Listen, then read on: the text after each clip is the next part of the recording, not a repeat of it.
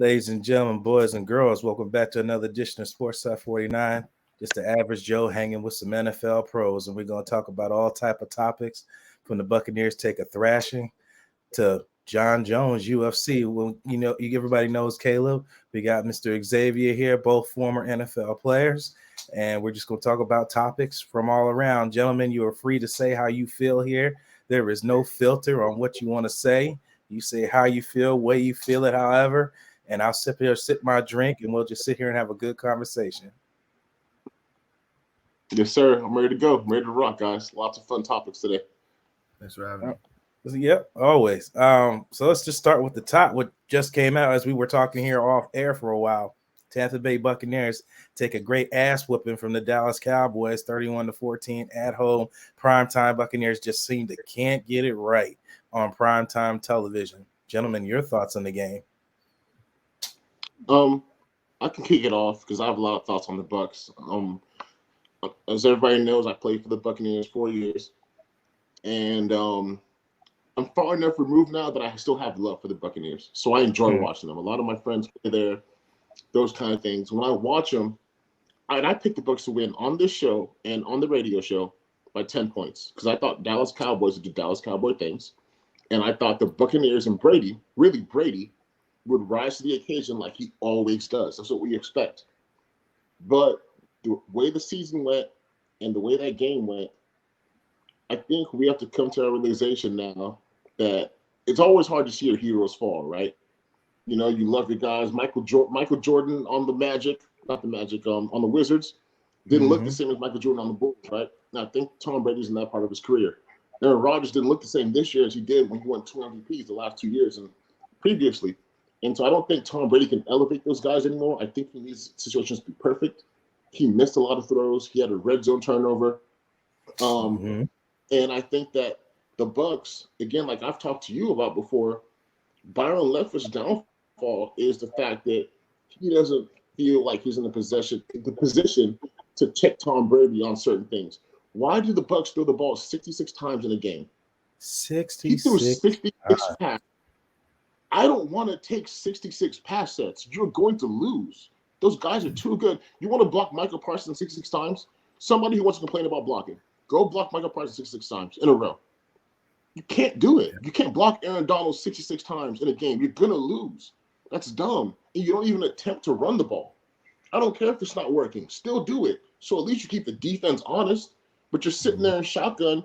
You're sitting there with 4 or 5 wideouts. The running back is getting out before the ball is even snapped, so they know it's a pass. Tom's not running it. He's not Lamar Jackson, right? So they know it's a pass. You're putting your O-line in a bad situation and your team in a bad situation. And we can be real here on this show. Tom did not play well all season, right? No. A year ago, Byron Leftwich was one of the hottest commodities for head coaching jobs. And he led the league in passing yards, I think passing touchdowns as well. Yeah, right? First in every category. Yeah, and they won a whole bunch of games, and Byron Leftwich is great. Now, all of a sudden, Tom Brady plays bad. Now, Byron Leftwich forgot how to coach? He forgot how to call plays? I don't think so. I think Tom just didn't play how Tom is. But again, he's the GOAT, and so you blame everybody else and not him. Same thing I said about the guys in Vegas and how they went to the playoffs with less talent, then they get more talent. They get Max Crosby. They have Chandler Jones. They have Devontae Adams. And how do you play worse with better players? It doesn't make any sense. At some point, coaches got to be held accountable. And I'm saying that as somebody's going to be a future coach. So I think there's blame to go all around. But I think at the end of the day, I don't think Tom played up to what we expect Tom to do. And he needs a perfect scenario. Right, but it was disappointing because I expected more from those guys. I know they battled their hearts out. I don't think when people say that guys don't come out ready to play, X can speak on this. There's not a game that I left the game thinking I could have gave more effort. That's not a thing. I went out there and played my heart out. I just played well or I didn't play well. Right? I don't go there like, oh, they were more prepared than us or all these kind of things people like to say. Oh, these guys didn't come out hungry. I'm just like, dude, that's not it. I went out there and worked my tail off to go try and win these things. I just didn't play well. And they got out by a better team. And I think that's okay. No, I have to agree wholeheartedly there. And I'm sure Xavier I have a similar point of view. I would like to hear because he played for the Dallas Cowboys for our season, I believe, right? Two. Two seasons.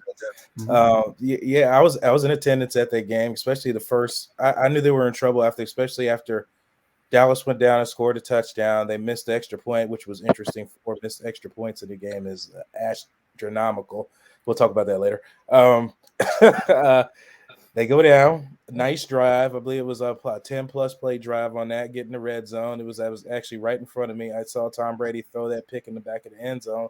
So I was just like, was he trying to throw this ball to Chris Godwin, or was he trying to throw it out the back of the end zone? I guess later on he did say he just didn't get enough on it, threw off the back foot, and didn't get enough to get it out the end zone. But I just thought at that point, the life just got sucked out of the team, and Dallas went down and scored on that next possession and ended up just controlled the game from start to finish. Xavier, what's your thoughts on all this? Well, I want to start off by saying, first of all, the Cowboys were supposed to win that game, right? Correct. They were the higher seeded team. Their record was better. And so I don't think it came as a shock, but like how Caleb alluded to, a lot of people say, well, Dallas Cowboys haven't won a road, playoff game in years and all that kind of stuff. But 30. I just feel like with this years. defense, yeah, exactly. And I feel like with this defense that they had, there was no way that they were going to lose to the Bucs. But like how you said, Caleb, like, here's the thing about Tom Brady when you're one of the best is that people have that standard for you and the ceiling, and it's always up here. And anything below is a disappointment to not only everybody else, but to yourself. What I love and respect about the guy is he always takes the high road. When he came up to his press conference after and they asked him how the game went, he said, credit to the Cowboys. They played better than us today. And I think how we played was reminiscent of how we played all season, including me. And when he owned that, I was like, you know what? That's Tom admitting I did not play good this whole season and I did not play good this game either. Now, as far as him dropping off, I paid attention when I was watching. You guys were there, but I heard something interesting that Troy Aikman said after the game because they asked him about the same things. Aikman said, physically he still has it, but with what he's gone through this year, maybe he just needs a recharge because he was missing the timing right on the throws. He wasn't connecting and stuff, but there's no doubt about it. At whatever age Tom is, 40-something, he's still slinging it. Correct. So physically, Can he still do it? Absolutely, he can still do it. Is he going to do it against somewhere else next year? I think so. But me too. I think the rumor would be true in a situation for him. The best situation would be Vegas. You know what I mean? Only just because whereas he had all of his success with Josh McDaniels. Mm-hmm. And we were speaking earlier about the Belichick tree. Josh McDaniels went to Denver, didn't work. He's had this second opportunity to come to the Raiders. It's better than it was in Denver, but it could be better. And I think that for him, if he got somebody like Tom in here, that would help him even better. So why wouldn't you go full speed for that, right? But yeah, I looked at it as this. I'm happy for those guys in Dallas too, but they were supposed to win that game. Dak played out of his mind. That defensive line is what it is. Dan Quinn has got those boys rolling. Yeah. For the first time in a while, right? Yep. And the thing is the question mark to me is that, okay, Dallas, you won the game you were supposed to win, and you won by a lot, and I was like, Tampa Bay definitely could have played better, and they had shown flashes of doing that, but it was about the result that I kind of expected. And so, the question for me is like now, what will be telling for us is that if Dallas goes to San Francisco, what do they do there? And that'll show us was the Cowboys really like that, or was the Tampa Bay Buccaneers just bad? Yeah. Yeah. So, and we haven't talked about Tom much, me and you, X, but I was able to be his teammate for half a season before he ended up going to Tampa, and I was still in New England. Mm-hmm. And when I was in college, when I was in high school, I really hated the Patriots, right? I didn't like them. I was like, somebody else win a game, right? Because they just won everything. Right. And I kind of got annoyed about it. But then when I got to the NFL and I saw how hard it is to win one game or to go to one playoff, I've been in playoffs twice in my career. I've played 7-8 years. And so I saw how hard it is to do it one time. And this dude has been to 11 Super Bowls and won 7. I just was like, dude, so much respect. So much respect. You are the greatest. You are amazing. And you get held to a certain standard. And I agree with you. He does need a recharge. I do think Vegas is a great option. I think that's the only way they kind of get Devontae Adams to not be too upset and want to leave. Agreed. Right? I think they have all the pieces there, and him and Josh McDaniels have made magic together. He knows how to talk to Tom. He knows how to tell Tom, hey, I think this. I've seen them interact, right? So he knows how to tell Tom, hey, I know you like this, but this will work better in the situation, or that'll work better. Or maybe the Niners, right? The Niners where you have Shanahan, even though Brock Purdy's been playing out of his mind, and I don't know how you take the job away from that young man because he has been balling out of control, right? And I'll give Kyle Shanahan a shout out right now. To have two quarterbacks go down and have a third string quarterback in, a guy who probably didn't dress most of the season. Right? No, he didn't. Hadn't played a game before Thanksgiving. He'd never played a game. And to be rolling the way they are, that just shows me how they built this team, how they've drafted, making that Trent Williams trade. Like it's so hard for from top to bottom to be so cohesive and to hit. It's hard to hit on draft picks, man. Get Bosa. You have Armstead, who you drafted. You had Warner, who nobody knew about up until 3 years ago. He might be the best middle linebacker in the NFL now, right? They had D Ford at one point, right? They had Buckner before he when he got paid $100 million by the Colts, right? So to have those draft picks and have that team roll away as Deebo Samuel, Ayuk, and everybody playing, make the trade for McCaffrey, who changed their season, right? Yep. To do those things, they're doing amazing. I think that'll be a great fit for him. I don't know if you want to take that away from Brock Purdy because, as X will tell you, quarterbacks put this thing forward that they're like the perfect yes sir, no ma'am, but they got egos. And they have, you know what I'm saying? Like, they're not used to getting told no, because if you're a quarterback in the NFL, you were probably a star in college. You were a star in high school, right? You're not getting used to this, I'm starting, I'm not starting, all those kind of things like that. So it'll be interesting to see. I would guess Vegas or the Niners for his landing point. There is the whole thing about Miami, because of Miami, I think a year ago, 2 years ago, offered him equity in the team. Like, he comes to start there, they'll give him, so that's a possibility. It's interesting to see where he goes. I think he does need a recharge. I do think there's no Super Bowl runner in him, man. I think Tom, I don't bet against Tom Brady. I just don't. I agree. The dude has just done it so much at such a high level for so long that I just don't bet against him. I just think he needs a recharge. It's interesting to see where the Bucs will go. I think the Bucs need a recharge. I think they need to move on from Tom Brady, draft the quarterback, and start developing, because they have pieces. They got talented guys, right? There's not a bad football team. They just need a recharge. It's like the LeBron factor. When LeBron goes back to Cleveland, right, they win a chip, but then, okay, LeBron's left now. Okay, let's draft Sexton. Let's trade for Donovan Mitchell. Donovan Mitchell. Let's trade for Donovan Mitchell. They got some draft capital for LeBron. Now they look like a different team, and they're playing really, really well. So I think both people need a recharge, and I don't think it's something Tampa should hang their head on. You got a Super Bowl and 3 playoff runs in a row. You hadn't been to the playoffs in like the last 15 years. Correct. Right? So it's something to hang your head on. Tampa fans shouldn't hang your head on it. You won your division. It was a bad division this year, but you've won your division for the last 3 years. So I think be thankful. I think be grateful that he came here and brought this team another championship. And I was disappointed in the performance as the team as a whole, but I'm not mad. I'm not mad about it. Yep. If we're talking about moving on, they just recently moved on, as we all were talking together with, from Byron Leftwich. Do you feel he's an scapegoat, or do you think that was a justifiable fire? I'll let X go first. No, I just think, for something to change, I don't agree with that, because like Caleb alluded to earlier, Byron was one of the hottest commodities ever, and now he's not. Mm-hmm. And whether or not that's, because of Tom or not, who knows? Okay, what I learned something real quick about being in the league is what we think and what goes on with the coaches downstairs and everything is completely different from what happens upstairs. It's different stories, completely different motives and stuff. So for whatever reason, I think I don't know if Byron would be the true scapegoat, because I don't think he'll be the last coach that'll get fired, let go over there either. But I also think that also opens him up to go shine somewhere else and have another opportunity somewhere else, which he will. He will do. He, like I said, he's a great young coach, and we've seen the results in it. But this year, there's always what Clem always say, Caleb, shit travels downhill.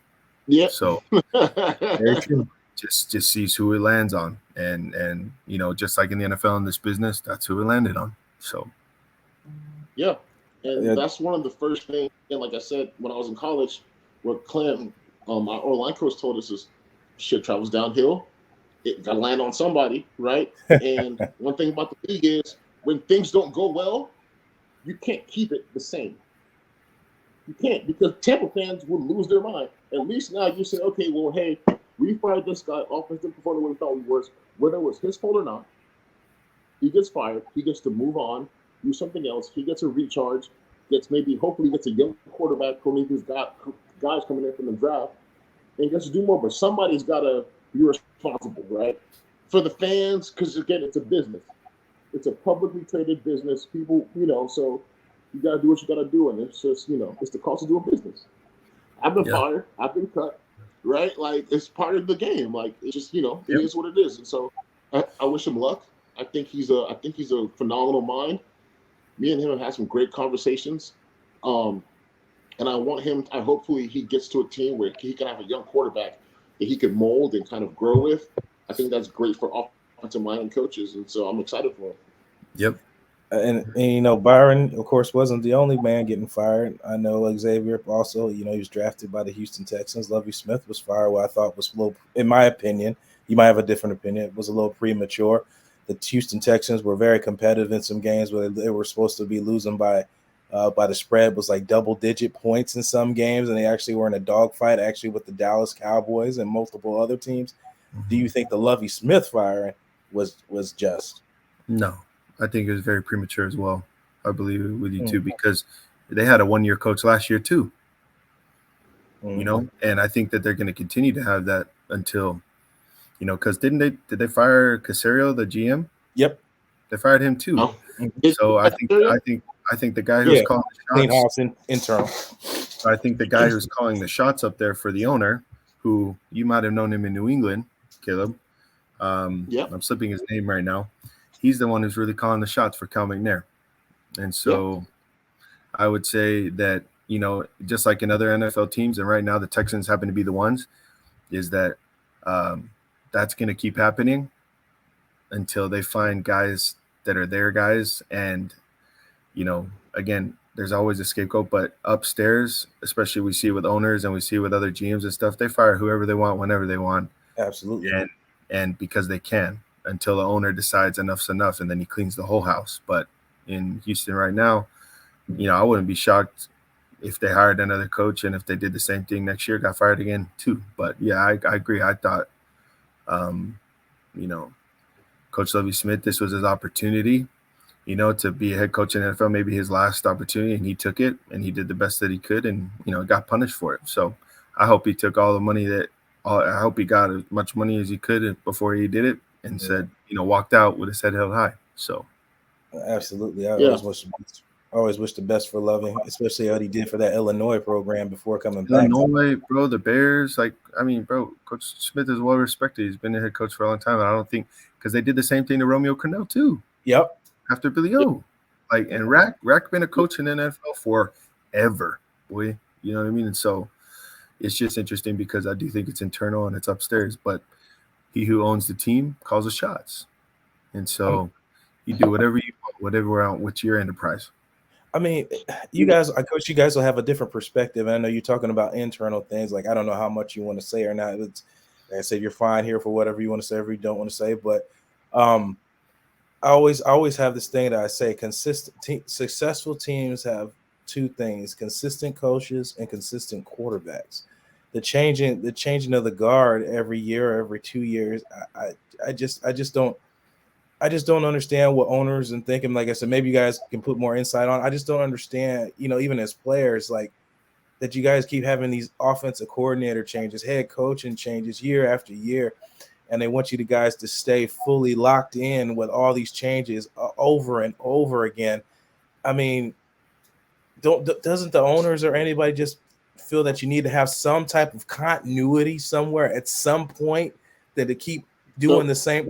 What's the definition of insanity? Doing the same thing over and over and expecting a different result. Yeah, exactly. So I have thoughts on this, right? I'll speak on Lovie Smith first. When he first got fired, first of all, Mm-hmm. Even when he got the job and he got hired, everybody knew the Texans were going to be the worst team in the NFL. And We knew that. I love the stick it to you, the F you he did and went for 2 points to win the game. He said, you guys are going to fire. Here goes the number 2 pick, right? Because I know I'm going to get fired. Because he knew. He knew what it was. And he was like, I'm going to take this money, right? You're going to fire me. You have to pay me into my contract, right? So he knew what was going on. We all knew what was going on. And I do think it was unjust. But if the Texans can knock it out the park with their hire, because now they have the number 2 pick, they're going to go trade up, right? Because the Bears, I like Justin Fields. I think he showed a lot of improvement with the offensive line that he has and the team that he has. He doesn't have a true number 1 receiver. And what he was able to do, he showed a lot of flashes to where you're not drafting Bryce Young, number 1. You're not going to, right? He's the consensus number 1 quarterback. The Texans need a quarterback. You're going to have to make trade picks for quarterback. What we've seen from the NFL in the last 5 or so years, when you have a young quarterback who's talented, you need an offensive mind to work with him. Look at Daniel Jones this year. Daniel Jones looked like trash. Ooh, night and day.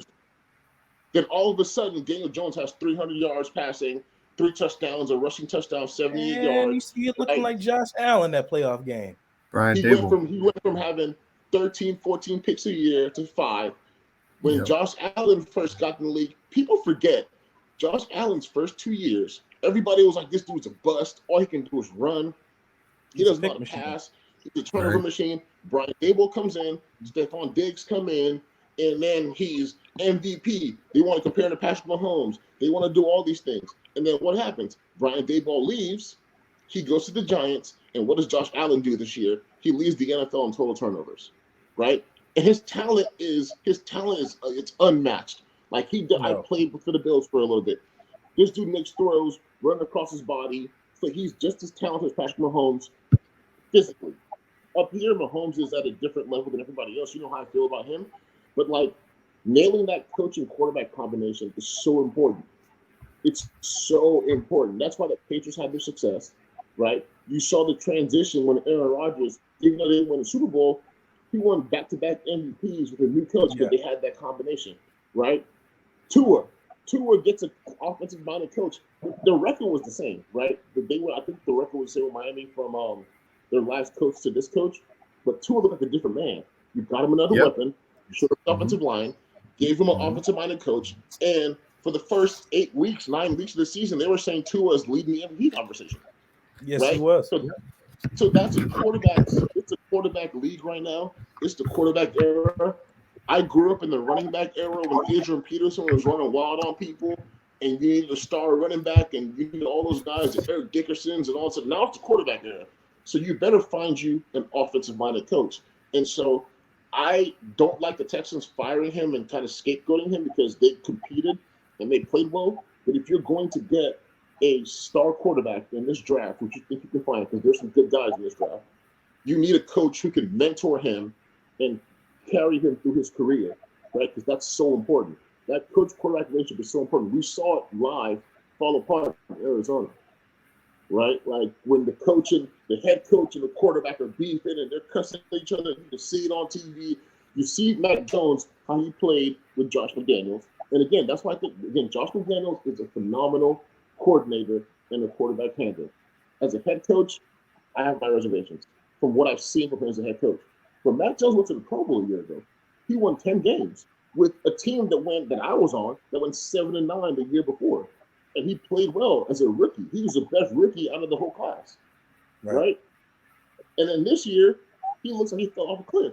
Well, you have Matt Patricia, who's a defensive coordinator, coaching offense. So quarterbacks, they need to be managed, right? They're like a child star, right? You got to manage these guys and know how to talk to them the right way because they have the biggest egos. You're a quarterback. You get all the glory and all the blame, and that's how it works. And so if they go nail that and knock it out of the park and get an offensive-minded coach who can draft the guy, I think it's okay.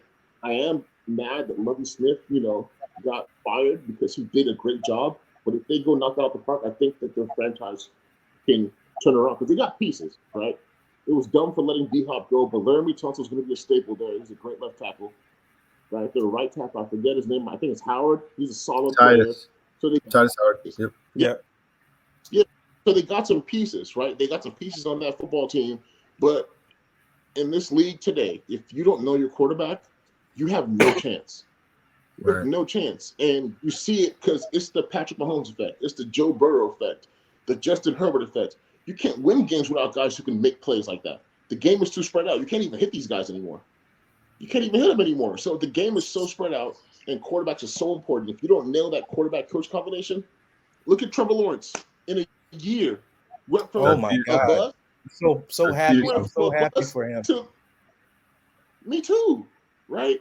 And look what it did. He threw 4 picks and came back. And we'll get to that, right? But yeah. So if they nail that combination, if they get a good coach, I think they'll be okay. So, question for you guys then. Go ahead. Do you think that that's a problem with Brandon Staley and Justin Herbert? Brandon Staley is a defensive guy. He's a DC. He's a linebackers coach. Mm-hmm. Do you think Herbert has gotten that fair opportunity at that offensive relationship that you're talking about? Yeah, I think I'm not going to say he's the sole problem, but he's the head coach, so I'm going to give him the blame because I've seen what a great head coach does for a quarterback. I've seen what Doug Peterson did for that Jacksonville Jaguars team. Yeah. Well, and I'm saying, like, it was to your point about being offensive and defensive, right? Like, Brandon Staley's a defensive guy. So, yeah, the defense is scheming it up, chopping it up, all that, and having success. But, you know, he fired Joe Lombardi and Steve Day, you know, the QB coach and the OC. And, you know, now it's his job to go out and find that. But I think you're right. Like, you know, it worked in New England, like with Tom, because Belichick was the guy, but it was Josh and Tom, right? Right. Yes. You know, and most nowadays, I mean, even in like in Kansas City and, you know, I know in Cincinnati, sometimes the play calling is Zach Taylor and Brian Callahan, like it's a committee almost, right? But it's all that tight-knit relationship with the QB. And so that's what I'm saying is, like, do you think that for Justin Herbert to really come into his own, that you need a coach that's offensive minded, like you were just saying, Caleb, or do you think that that's not necessarily always required if you got a great OC who can vibe with your QB? So I don't personally, if I was making decisions and I was an owner, I don't personally bail on Zach Taylor's his name, right? I'm not getting that wrong. Yeah. No, you got the coach for the Bengals. Staley. No, Staley. Oh, Staley. Brandon Staley. Brandon Staley, right? I don't personally bail on Brandon Staley because you don't want your quarterback to be rotating through coaches like this. Now, if there's a way you can get Sean Payton, right? If there's a way you can get Sean Payton, then I say go get Sean Payton. Because Sean Payton, I was on the New Orleans Saints team that didn't have Mike Thomas, that didn't have the dude from the Browns, LSU guy, the receiver, stud Jarvis, right? Jarvis Entry, where Alvin Kamara was hurt for most of the year, and we found a way with the 5th round quarterback to win 9 games, and we're this close by a field goal away from making playoffs. That's what Sean Payton did. Sean Payton turned Jameis from a turnover machine to an MVP candidate before he got injured. We were 5-2, didn't lose to the Bucs, right? That's when Tom Brady was rolling with the Bucs, right? We won all those games. I saw what he could do. So if you have a chance to get him, I say go get him. But if you don't, keep the continuity and find a star offensive coordinator who knows how to handle young superstar quarterbacks, because there's nothing on the field that Justin Herbert can't do. But if you're an owner or a GM, Caleb, that's unacceptable to be up by 30 at halftime and lose a game. It is. That's unacceptable. It is unacceptable. And if as a defense, you win the turnover margin 5-0 and you lose. And one of the saddest things I've seen all week was the safety for the Chargers. He's a star from Florida State. Derwin James. Derwin was just like, dude, we got 5 turnovers. We were up by this much. What else we got to do? He's like, what else we got to do? We got to, because I've had these conversations. I've had 600 yards of offense in the game. We score 40 points and we lose. And I go home thinking in my head, I'm just like, dude, we couldn't have done anything more on offense. Make one stop, right? I felt that way before. So I know he said the right thing as a teammate. He said the right thing as like a professional to be like, hey, like, We should have got one more stop at halftime. But no, Well, they played their ass off. you're right. But like, I'm saying, like, you're right. But offense should have produced more in the first half. Defense did their job. But in the second half, the defense didn't do their job. Right. And that's what I'm saying. It's like, the defense was carrying the offense all game. And there's three, it's a very, very important. I was like, but then just because you got 5 turnovers in the first half doesn't mean you got to go to sleep in the second half and give up, 35 points. So I thought about this a lot, and I would disagree with you on this one because the offense, I don't think, did their job the whole game. No, they never did. I was saying they needed to be carried by the defense the whole game. Yeah. To have a chance, and they screwed them. Yeah. I went back and watched the game, and I watched the highlights. All their touchdowns were off turnovers. They got the ball at the 20-yard line going in, right? They got a pick and got it at like the 10-yard line going in. Right. That's 2 touchdowns. Complimentary football. Yep. Complimentary football, right? Yep. And so it's like, at the end of the day, it's like, can you sustain a drive? Can you not have a 3 and out every single time? Because we all know, like, defense is out there for 14 plays. Somebody scores. You come back out there, you get a 3 and out. They ain't even had time to sit down yet. You're right. So, like, what do you want them to do, right?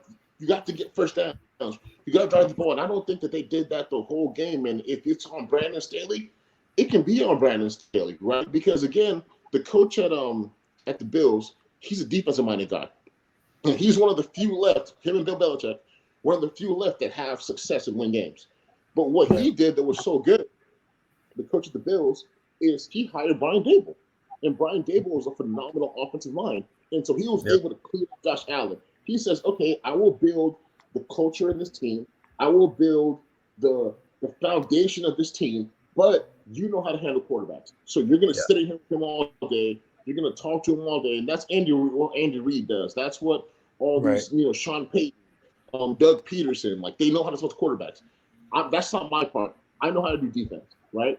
So I need to hire a guy who's my OC or my quarterback coach who can sit there and handle that aspect of it. And so if Staley can find that, I think he can save his job there because they have pieces, bro. Khalil Mack, Joey Bosa, the corner from the Patriots, his name is like Mr. INT because he leads the league in interceptions every year. Oh, you talking about Asante Samuel Jr.? No, Asante Samuel Jr. is a superstar. He had 3 interceptions. Ty Law? But the other one, no, Ty Law. Ty Law been retired since like 2002, my boy. Yeah. He from the Patriots. I'm not remembering his name right now, but he led the league in interceptions the last like 3 years. 2 years. I know you're talking about. Oh, you talking about Harris? No, not Harris. No. But I mean, it doesn't matter. I think he wears number 27. He was a big signing in the offseason. I know who you're talking about. Yeah, I know who you're talking about. But they, he was hurt, but they have pieces.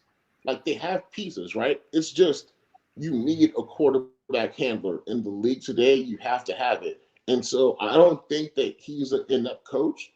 I just think you need that quarterback handler. And if you can hire that person in the offseason, because I don't want you to fire him. Like, you don't want turnover like that. It's because, like, it's a whole new system, whole new team, whole new way of doing things. Like, we've all been on different teams, right? Me and you, and like, it's a whole change. Everything changes. There's no continuity. So if you can find a quarterback handler, I think Staley can keep his job and the team can do well, No, definitely. I think we talked about that a little bit earlier. You said that I think it's been the move now for teams to have success. If you want to have success, you've got to have either a offensive-minded head coach, or you have to have a great OC to help move your team forward, because teams aren't, like we talked about, teams aren't winning with just defensive coordinators as your main guy as running the show, and it's not working that way. The other thing you said, I think you both alluded to that already, was another point, a talking point we wanted to say, is that it seems the league is also going to guys that are more mobile and not the stationary quarterbacks like Peyton Manning's and Tom Brady and things like that. It seems like everybody wants these guys, not to forsay the Patrick Mahomes behind the back passes and all that crazy stuff, just guys that can extend plays, to help these wide receivers to buy time. So I guess my question would be, I have Randy on here. You met Randy Grimes before, Caleb, and yep. Randy said something that you both played offensive line, so I have a question on all that. Randy said when he had Steve Young, he said he loved the fact that Steve Young was mobile, He said, but was the protecting? They said they did not know where he was at sometimes back there. So I guess you guys could best answer what's that like with a mobile guy. Is it this Randy like? What do you think about what Randy says? Is that some truth to it or? Go ahead, Caleb. Okay. So when I had played with Brett Hundley, right, and I never knew what Brett was going to do. I knew if he was going to take an 11-step drop, he's going to be at 11 yards or 9 yards or whatever. Then I played with Josh Rosen. And I knew Josh was going to be sitting at 7 yards, right? He has feet, but he's going to sit at 7 yards, so it made my protection easier. I played with Jameis. Jameis might be at 9 or 11. Then I played with Tom. Tom's going to sit at 6 yards. It makes protection easier for me when I know where my quarterback is going to be, right? Because he's a pocket passer, this, that, and the other. The plays that happen afterwards, like the extended plays, they're great and they're amazing. But for me personally, as an offensive lineman, it's more comfortable when I know where my quarterback is going to be at. But I was listening to First Things First, and Mark Schlereth was on there. And I sent this to all my guys that I'm training right now.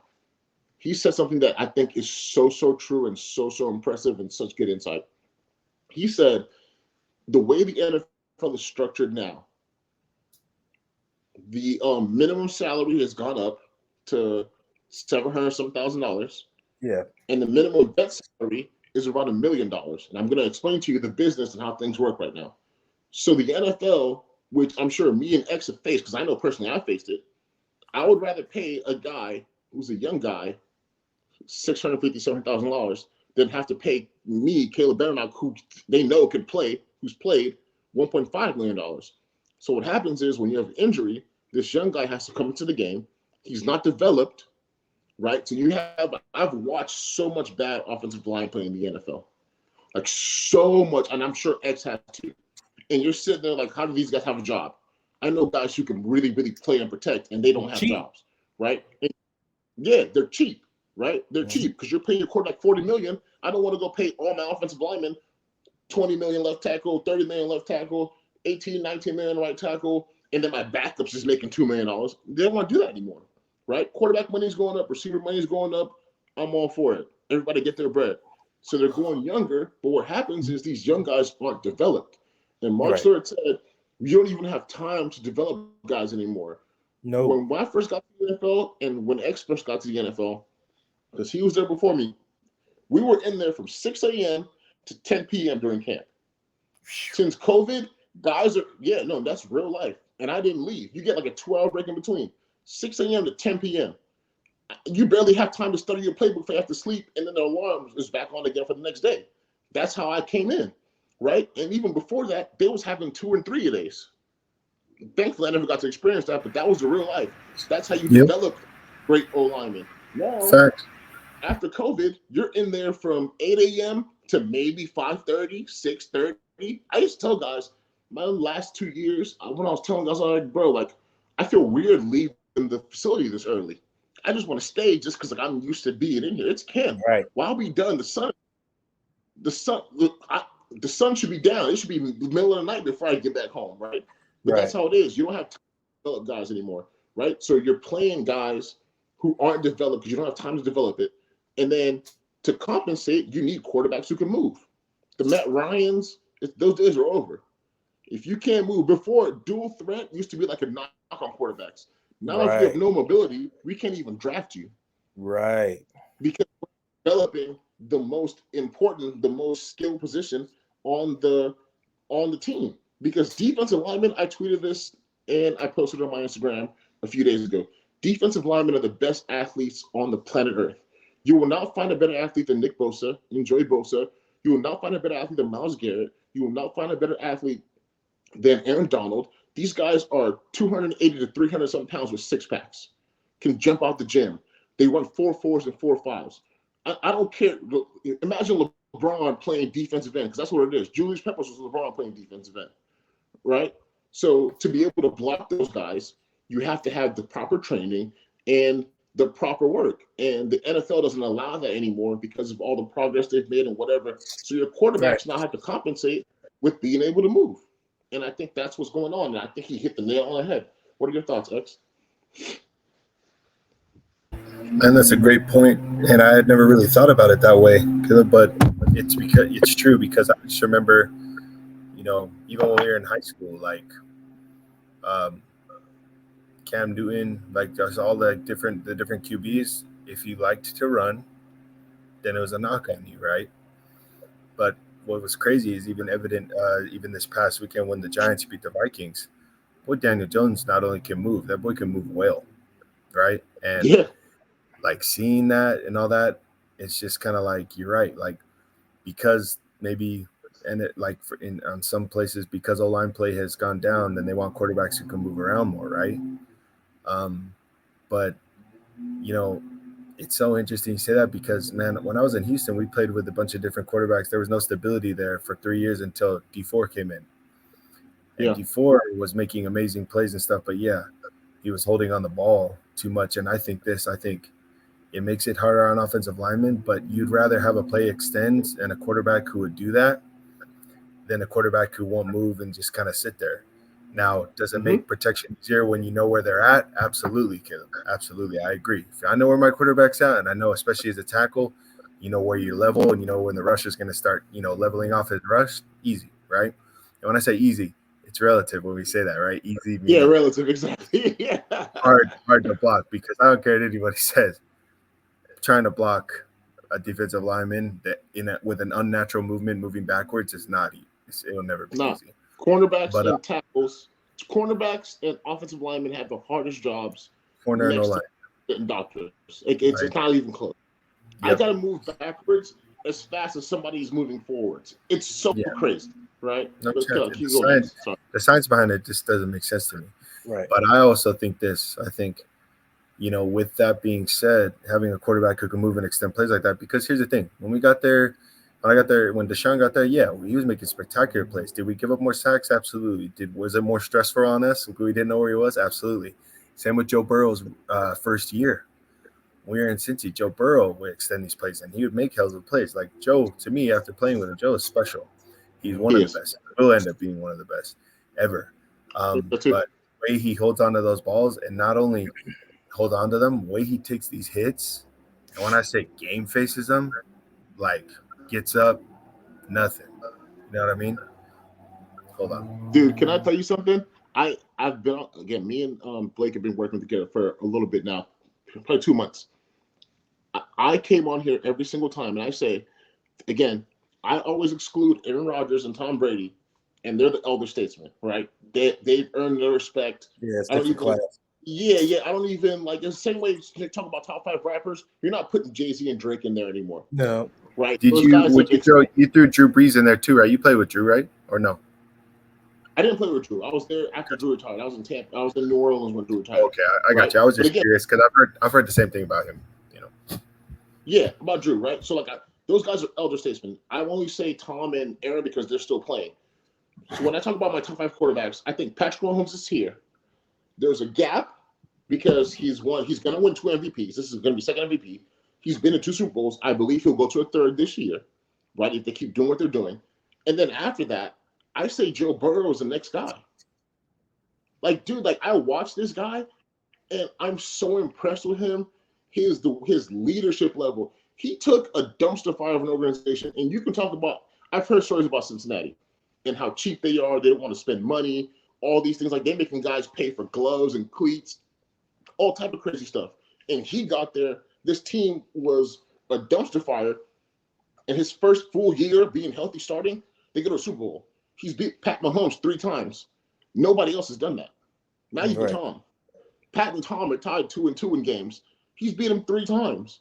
That's the only team. I'm a new Chiefs fan because I love Patrick Mahomes so much. So I'm gonna tell people my bias. But I do think he's that great. Texas boy. And it makes sense. Texas boy. You know what I'm saying?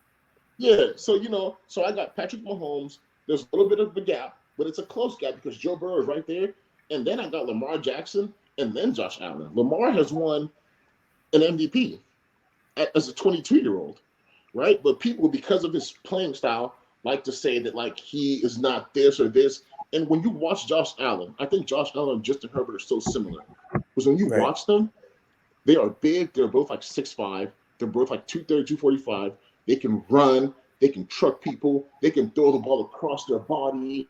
They can flick it and it goes 70, 80 yards, and it looks impressive. But I'm like, you haven't accomplished anything in the NFL. Because like I tell people, when people say when I say Joe Burrow is better than not Pat Mahomes, when I say Joe Burrow is better than Josh Allen, like how can you say that? Look what I'm like. What did Josh Allen do? He's not been to the Super Bowl. He has not beat the Chiefs in the playoffs. Right? He goes to Arrowhead every single year and loses to Patrick Mahomes. As great as he does, Mahomes is a little bit better and finds a way to win. Joe Burrow has done that. He hasn't won an MVP. I'm not saying his talent's not there. He has phenomenal talent. But again, sorry if you forgot your point, but like I want to tell you, like, dude, Joe Burrow, you got to play with him. I wish I did. The dude to me is spectacular. Like the things that the intangibles, right? The intangibles that you can't think of as a player that like he has is so crazy because we all know guys who in practice are the best players ever. And then when the lights come on, it's like clam up and they can't perform. And he like lives for those bright lights moments. He was a block away from the Super Bowl. You know what I'm saying? Joe Shiesty, cool Joe, he has his glasses. He has all the crazy outfits. Dude, like I love that guy. I love that guy. And he does that every single day at practice too. He's like that. You know, and the thing that's cool about him is that he's just one of the fellas too, you know. And I feel you. I don't. Yeah, as far as like the rankings and stuff and all that, like it's funny because we all have them in our head, right? A list, but like to me, it's just kind of like, what do you value most? Like because other than the MVP, Lamar Jackson, he hasn't really won much either. You know what I mean? And so. Yes. So like that's the hard part. It's just kind of like, what do you judge it off? Do you judge it off Super Bowls, rings? Do you judge it off playoff wins? Do you judge it off MVPs? Right? Because it's just kind of like it's just hard, kind of like what, like just to and to each individual, it's how you define it, But like the crazy thing is like how you said, Caleb, was like in the NFL. I mean, I would say football in general. The only thing that matters is if you win or not. Correct. I mean, and that's how you're judged. Whether or not that tells the whole story, it doesn't really matter, right? So it's real. That's real interesting. But I agree with what you're saying. I think one of the crazy things people don't know is when you play for like, and again, I had my time in Tampa, and I had 2 9-win seasons, and we had talented teams, but we just couldn't get over the hump, right? To go to the playoffs and to do what we needed to. But we had talented teams. And I try and tell people the difference when I went to New England, it was much harder. I did not have as much fun, right? I was not as close to the guys, right? I had to force my way to be close to the guys. I was the one who was like, hey, we're having O-line dinners here. Because I have to hang out with you guys outside of just here, or I'm going to lose my mind. It's cold, 3 feet of snow, all this stuff. But when you win a game, and X can tell you this too, when you win a game and come into the locker room, and come in on a Monday, I don't care if I got a hard practice, the whole feeling is different. And then when you're on a 5-game losing streak and you walk into a building, it's just like a shadow is over you, a cloud is over you. I was at dinner one time, we had lost like 3 or 4 games in a row. I'm in Tampa. It's probably year 1 or year 2. And I'm sitting at this restaurant, this soul food restaurant, and this girl walks up to me and she goes, I'm with one of my friends. She goes, are you guys Bucs players? I'm like, yeah. I'm thinking she's like, oh, let me get an autograph. She's like, why do y'all suck so bad? Like, literally, this girl was like 11 years old. And she's like, why do y'all? And that's like the feeling you have. And so, like, winning masks everything. If you mess up a play after a win, coach can sit there and be like, hey, okay, we'll work on this like this. But you mess up a play after a loss, it's a whole different feeling. So, like, yeah, winning is everything. Winning is everything. I told you the story before, Blake, about working with the Buds. X was there when we went to the Buds training. And what they always say. Okay. Oh, he was there? Yeah, he was there. Pays to be a winner. Yeah. Pays to be a winner. Right? The faster you do this, the faster you get to the next thing. But it pays to be a winner. And so, like, it is a real thing. Like, and it's so crazy to me sometimes that, Justin Fields had a quote some weeks ago because of some fan or somebody said, like, like they felt worse than the players after the loss. And, Justin Fields was like, dude, I worked 365 days for 17 opportunities, right? It used to be 16, 17. I worked my whole year for 17 opportunities. Do you think you feel worse than me as a fan after a loss than I do? It's not possible. You didn't put the time in that I did. Yep. You didn't live in the offseason and run and not go to parties and not drink when I want to and not hang out with my girl when I want to and do all these things. And then he got some flack for it and had to apologize. And I didn't think he should apologize because that's real life, bro. Like, imagine if I told you he shouldn't have. Imagine if I told you how he feels. Yeah. Why should you have to apologize for that? This is how I eat. When I lose, it pains me. I don't want to talk to nobody. I don't want to text you after a loss. I don't want you to tell me good game. I don't care if I play good. It hurts. It's a results-based league. That's all you're judged off of. Results. Yes. And when I talk to fans and people, it's just the way that the world and people see that look at players. They think of you guys as just like pawns or some type of chess piece, or there's just one fit thing. And what I mean by that is you don't understand that, they can just miss this year. I'm like, do you not understand that missing this is a year off of their life that they can't get back, of a year of playing this game? So like you said, missing parties, making personal sacrifices, missing your kids' events and things like that because you're trying to better yourself for your career and to better yourself, to secure a better life for whatever your reasons are for making money in this league. That's why you're doing it. And the reason why I love having you guys and hearing these stories and things like that, it's just so refreshing that you players are now getting so involved in media. You can change the perspective of things. You guys can change the way you're not going to change everybody, but you're going to change some that listen and have sense. You get to change the way people view you guys and realize that you guys are human beings. You guys have families. You guys have personal feelings on things and the way things are. And things that people say and perspectives that they have of you do affect you as somewhat you do ignore it. Sometimes, you're going to have to. It's the nature of the beast.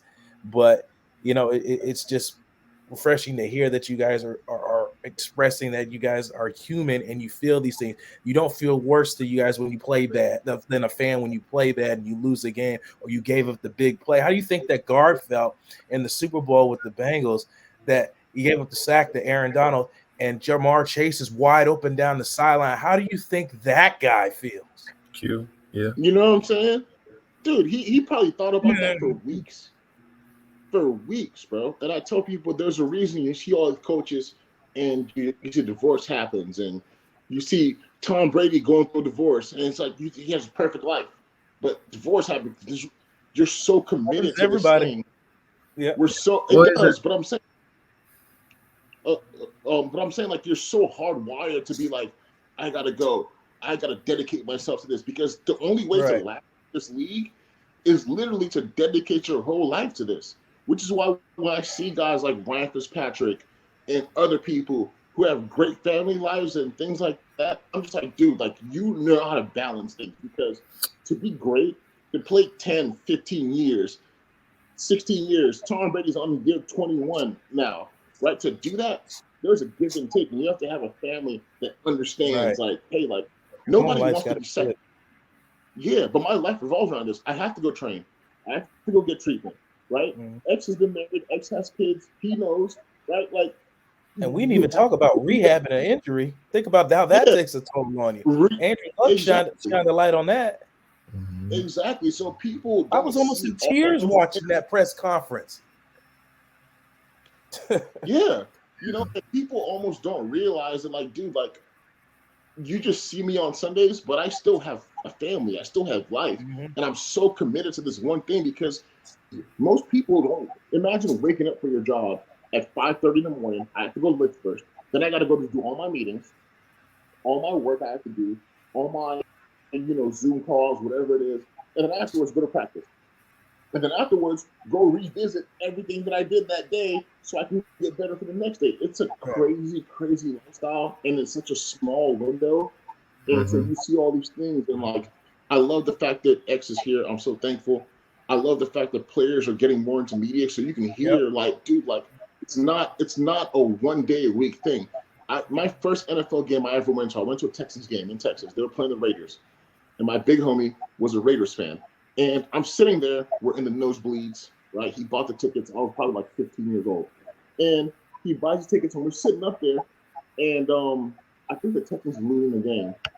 And he says something like, "Isn't it crazy?" I think J.J. Watt was playing. And he goes, "Isn't it crazy that these guys work one day a week and they're making tens of millions of dollars?" And I really looked at him and I was just like, "You think that they work one day a week to make tens of millions of dollars? This is year round. I don't get summer break. I don't get winter break. I have to work. Right. And if I don't work, there's some 21-year-old, 20-year-old hungry, training his ass off to come take my job." And so I'm glad that we're in this position and we have this platform to be able to talk about these things, and it's awesome. Yeah. No, I have a couple thoughts about it. A little bit more broad. See what a little bit of the old head mindset a little bit. See what you think about it. But I kind of always think of what keeps coming to mind is another one of our Clemisms is our O-line coach in college. What he used to say, perception is reality. Mm-hmm. And I used to think about it, and I used to be like, look, man, if it looks like it, then it probably is, right? And so to me, when I always think about opinions, outside opinions and fans and stuff, and kind of just what people say, here's the thing. The NFL makes millions and billions of dollars. It's business. For fans to have opinions on their players, and they can. They have the right to them. Now, my whole thing is this, is being a player and stuff. It's like, man, look, this is the life we choose. I've never liked when football always compares itself to military, or when military people come and talk to you and they compare football to military, because I'm like, look, homie, if I give up a sack, my quarterback's going to stand back up. He's not. Right. He's going home. If you know what I'm saying? Like, if you're over there in war and your homie gets shot, like, he might not come home. Right. So I always used to think, like, why is that comparison like that? Right. I didn't like that, because at the end of the day, playing football is something that we choose to do. Like what Caleb said, people don't know what we go through all week and the work that's required of it, but it is our choice, something of our choosing, our job, right, to be there. And I look at it always as kind of like, okay, would I rather be doing something else? Would I rather be doing this? Well, I'd rather be doing this. This is why I'm choosing it. Right. But as far as what, on how that kind of stuff goes with that perspective, to me, it's just kind of like, man, we work tirelessly hours just like a lot of other people do. We get paid a lot of money to do it. So we know that it's high stakes, high stress, high anxiety and stuff, but that's positions that we put ourselves in that we choose to be in. Now, some people don't know how to manage those things. And like what Caleb alluded to, what Caleb said, balance. I've been lucky. The reason I'm able to do that kind of stuff and balance that kind of stuff is because I got a dad who is a real one who humbled me and made sure that I always did. I had a coach like Clem who did. I've been surrounded by good people like that. And so to me, it's always been interesting to me that, the guys who really, really struggle with that, they don't have any balance in their life. Right.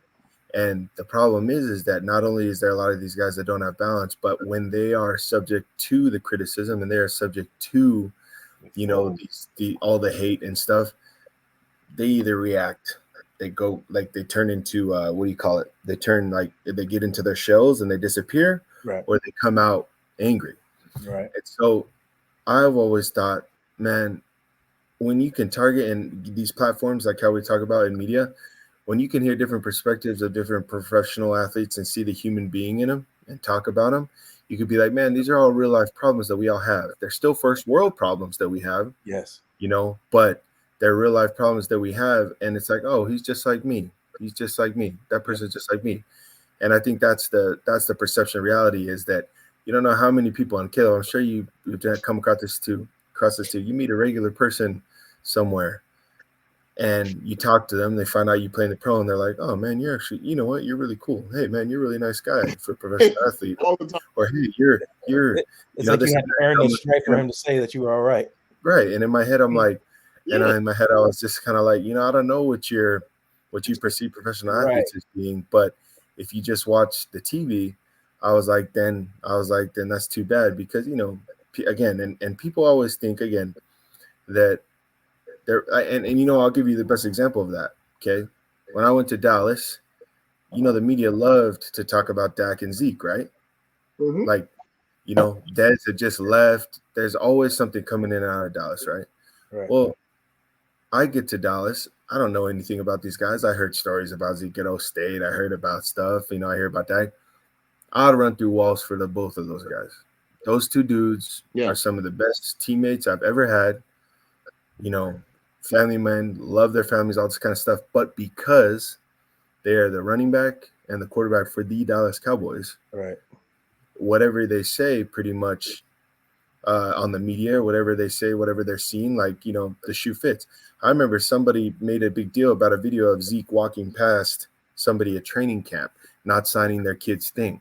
And he got painted as some guy. Well, what they didn't show is that for an hour before then, Zeke signing all the other kids' stuff before then. That kid just happened to be the time when we didn't have time. And Caleb, you know how that goes, right? They only report what they want to report. And that's the thing is to me, it's look, man, you're never going to impress everybody. You're never going to make everybody happy. Nope. So you do with the best that you can. You manage people well. And I just think that perception, knowing all these things and these perception, that's why I appreciate Clem more and more, is that Clem always just said, hey, look, this is what it is, but this is what they're going to say. And what they say is all that matters. Yeah. Right? Or, hey, you take care of this really quick by just performing and doing this and that. And so to me, I don't think a lot of people say we're in the entertainment business of football. I don't think we are. I think that it's there to entertain people, but that's not the business that we're in. We're in a results-based league to where we're highly skilled, highly trained performance athletes that perform, and the results is the only thing that matters. And people are entertained by that. And, matter of fact, they're willing to pay millions and hundreds of thousands for that. Right. So, as soon as that's understood, I think that's the more, to me, that's a lesson that I've learned to. It's just hey, if it looks bad, then it looks bad. And until it's even personalities in the NFL. Right. How many guys are in the NFL, they don't fit that mold and their personalities? Hey, and you've heard about it. Hey, he's kind of a weird guy. He's kind of a different guy, but it's always the but he's an all-pro, but he does his job well. But he's a Pro Bowler. Not conforming to a certain attitude or a certain personality or a certain mindset in the NFL, you only do that if you're special. You know what I'm saying? You can only afford to do that. If not, they'll get rid of you. And that's what I'm trying to say. The people that I respect and the athletes that I respect that are themselves are people who came in and said, I'm going to be myself. But that's with the understanding that as long as I continue to produce results. And that's the thing. You know what I'm saying? And that's where I think the disconnect sometimes is with fans is that, I don't like how that guy acts. I don't like how that guy says because it's not uniform. It's not what I think. It's not this and that. Right. You don't fit their square, their bubble. Yeah, exactly. It's nobody gives a damn. You might have been raised in a military household. You might have been raised with parents who didn't care. You don't know you're growing up. It doesn't matter. But as long as you win and you handle business, you can be whoever you want. As soon as you're not doing that, though, you better tighten up. And I think that that's just kind of the, that's the kind of problem that, again, that's the disconnect between fans and athletes, and it's not new. It's been happening for a long time. Right. But the problem is that but the thing is now that, like I said, we can get on platforms like this and actually talk about it and that real. And I think that people either love it or they have a hard time with it. And again, there's no way to make everybody happy. No, but it's just people just can't fathom it, right? They just can't fathom it, and it's just can't change the way they want to think. They can't change it exactly because they're so raised to think one way. And I'm just okay, that's why I like challenging. And it's funny. It's just funny. It's just that we're here talking to Caleb. When we were in college, we used to talk a lot. We go out with the boys, right? Okay, and we had our O-line group. Jake is a very black and white rules guy, logical. You think logically, that doesn't make sense. Don't do it. That's stupid. Okay. Right. You had people like Powasi, who Powasi was our boy. And Powasi would think one way, but he was quiet. He listened most of the time. He just kind of run with the flow. But every single thing that we talk about, deep conversations, the guys who would go back and forth is me and Caleb because we always play devil's advocate to one another. But that really expanded.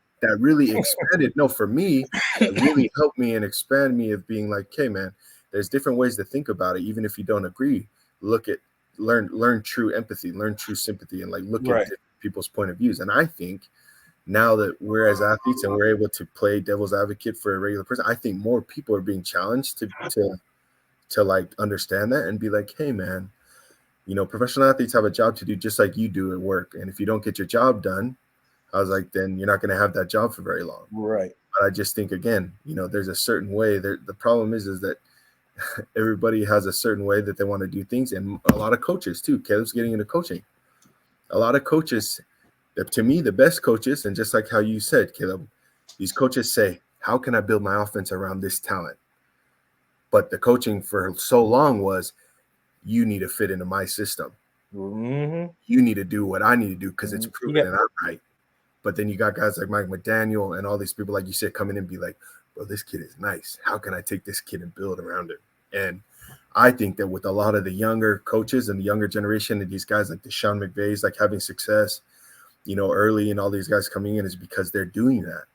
And I think that a lot of the kids that, they accept that more to where it's like, man, use the talent that you have and succeed off that. Don't just try to, do what you, and I think, and we didn't even talk about college football. I think that's why you see teams like Alabama, who, again, I know they haven't won the Natty. I know Georgia's that but Alabama's still right there. Oh, yeah. Bro, Nick Saban's been winning national championships since I was in middle school, bro.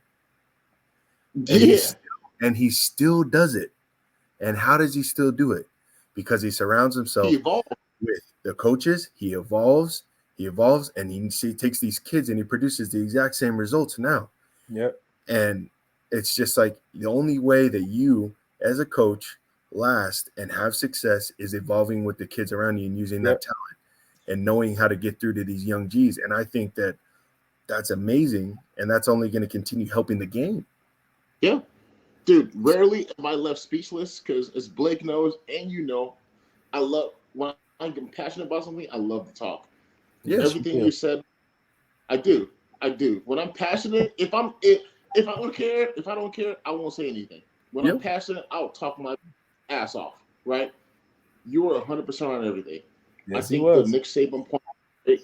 I think the Nick Saban point was great because Nick Saban, as we all know, growing up, was 4 yards in a cloud of dust, 3 yards in a cloud of dust, and play good defense. And he complained about the spread offense, and then he was like, "Oh, everybody's doing the spread offense." He goes, "Okay, you know what I'm going to do? I'm going to recruit star quarterbacks instead of just doing defense. I'm going to recruit star quarterbacks because Adrian McCarron. People don't even know who Adrian McCarron is today. He went back. They know who his wife. They know who his wife is more than him. Yeah, they know who his wife is, but like he won back-to-back national championships. People don't even know that today. Right? Yeah, but he was like, okay. He goes, okay, like this is what y'all gonna do. I'll evolve with it.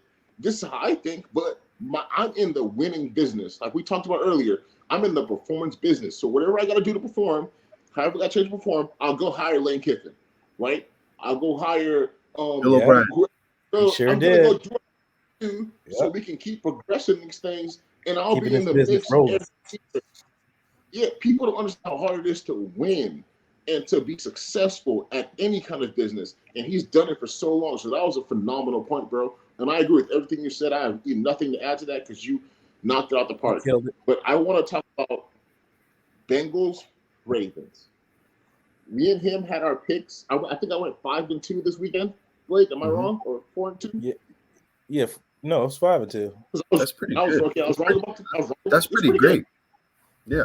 I was wrong about the Bucks because I thought Brady Badger would happen. And then I was wrong about the Vikings because I thought Kirk Cousins would pull it off with Justin Jefferson. So I was wrong about those two. But I did. The Bengals and Ravens played a really, really close game this past weekend without Lamar Jackson. Their running back came out and said, again, we all, as you know, as a teammate, as a professional, there's certain things you say, certain things you don't say, and rarely do guys just give you their honest opinion of things, right? Especially when you're playing, right? Because I would never talk like this when I'm on the Bucks or the whatever. Like I just wouldn't give you this information. It's just simply a respect. It's a professional respect for your teammates. Professional respect, exactly. So the running back for the Ravens said that if Lamar Jackson was playing, we would have won this game easily. That was his words. And he says, I'm tired of being, he did say that. And he said, I'm tired of being second fiddle. I am J.K. Dobbins. He's like, I'm the star running back here. I am the best performer. I should get 30 carries. If Lamar's here, we would win. I'm frustrated. This team is not better than us. We had a lead on them when we played them earlier in the season, and we should be moving on. I'm paraphrasing, but those are his general thoughts. So my question is a two-part question. How do you feel about what he said, right, and the game? And the second part is, as Lamar Jackson, I've asked this question to other guys. Me and you got offensive line brain. You played with plenty of injuries. I played with torn meniscuses, high ankle sprains, everything. You do what you got to do. But in this new NFL, where everybody's a business, where these quarterbacks are making $40, $50 million, Lamar, how do you feel about him? He has an MVP. He has 2 playoff wins. He's been to the playoffs every single year. And he was doubted. People told Lamar Jackson he should be a wide receiver in the NFL. Running back. People forget about that. Every running back or a wide receiver, they drafted him at the bottom of the first round. The Ravens had a pick at number 11 or whatever it was, and then traded back in to draft him at like number 30 or number 29, right? So he even doubted his whole. He sees Dak Prescott get a big contract. He sees Kyler Murray with no MVP and no playoff wins get a contract. He sees Deshaun Watson coming off allegations get $230 million guaranteed. And he straight out the massage parlor.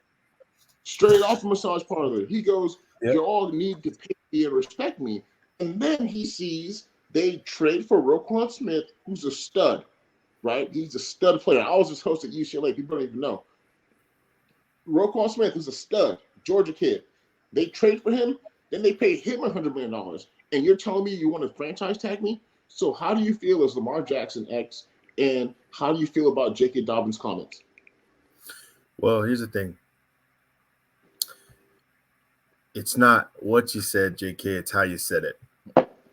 Okay.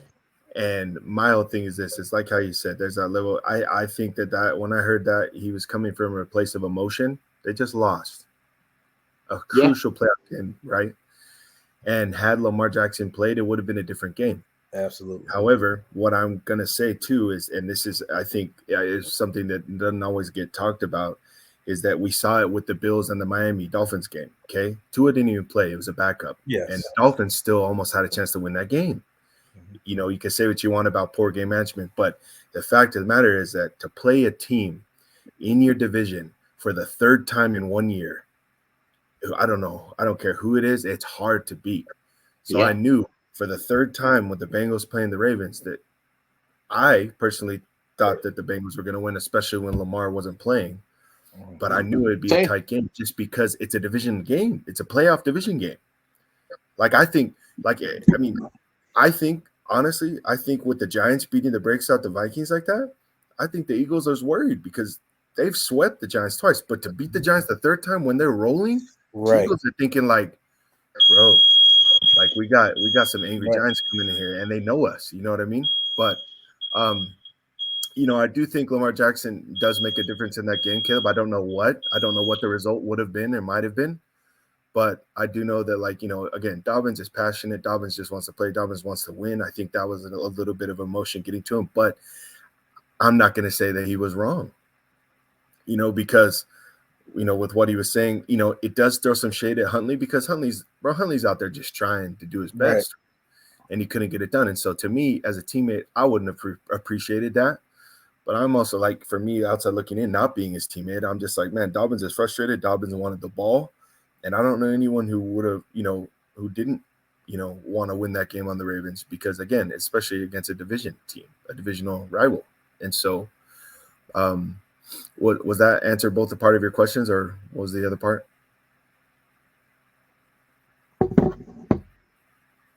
Did that answer both part of your questions, Caleb? Yeah, no, you did. You did for sure. Okay. There's this noise going on in the building right now, so I want to let Blake go. Okay, go ahead, Blake. Yep. Yeah, like you said, I think everybody's in agreement with that plan. Those are two games right there that we talked about. The Ravens. I had the other part of it. Oh, go ahead. Sorry, go ahead. You go ahead, and then I'll go. Yeah, but playing an opponent 3 times, especially a division rival, who else knows you better than your own division opponents because you play each other so often. And then trying to win a 3rd time, and then especially not having your star quarterback, regardless of whatever the accolades are, he gives you the best chance of winning. Tyler Huntley coming out, like you said, doing the best that he could. Trying to win a game in the playoffs, trying to move his team on further, not sure what the quarterback position is going to be in the future. And me and Caleb talked about that a bunch of times, especially with the whole contract situation. Now, everybody knows he's bitter about that. And then you've got RG3 chiming in the back, talking about his prior playoff experience with the whole knee. Which RG3 was right. He made a great point. 100%. That ended up, did it not end his career? It changed dramatically. It did, right? And like, no, sorry, I cut you off, but like I think Lamar Jackson is playing it in the long run. If he wants to get his money, he feels disrespected. They couldn't come to terms. Cool. He's doing what's best for his career, because as soon as he goes out there and he doesn't perform and he hurts his knee more, what the Ravens going to say? That's why we didn't pay you. No, man, that's not how it works. He's protecting his own personal enterprise. And I think that was a smart decision for him. You want to talk about business? That was a business decision. It was a business decision. Bro, like when I tell you, I had this discussion with people, and you have like football's making this transition from the old heads to the young guys, and I was kind of like in the middle of that. So was X, right? Yeah, so I still have some old head mentality about a lot of things, but I understand the young guys and how they understand the business of football more than a lot of old guys did. Right. Well, and they learn about what the OGs did wrong, and they're like, I ain't gonna do that. I didn't make that mistake. And most of the OGs that are bitter about it are the ones who messed up, made those mistakes. Right. You know, at the end of the day, this team will trade you, cut you, do whatever they want with you. I know dudes who got traded and didn't know they were traded until they heard it from ESPN on Twitter. Yeah. Right. And their agent had to text them about it. That's real life. And fans don't get mad about that. People don't get mad when somebody finds out I got traded on Twitter when I woke up in the morning.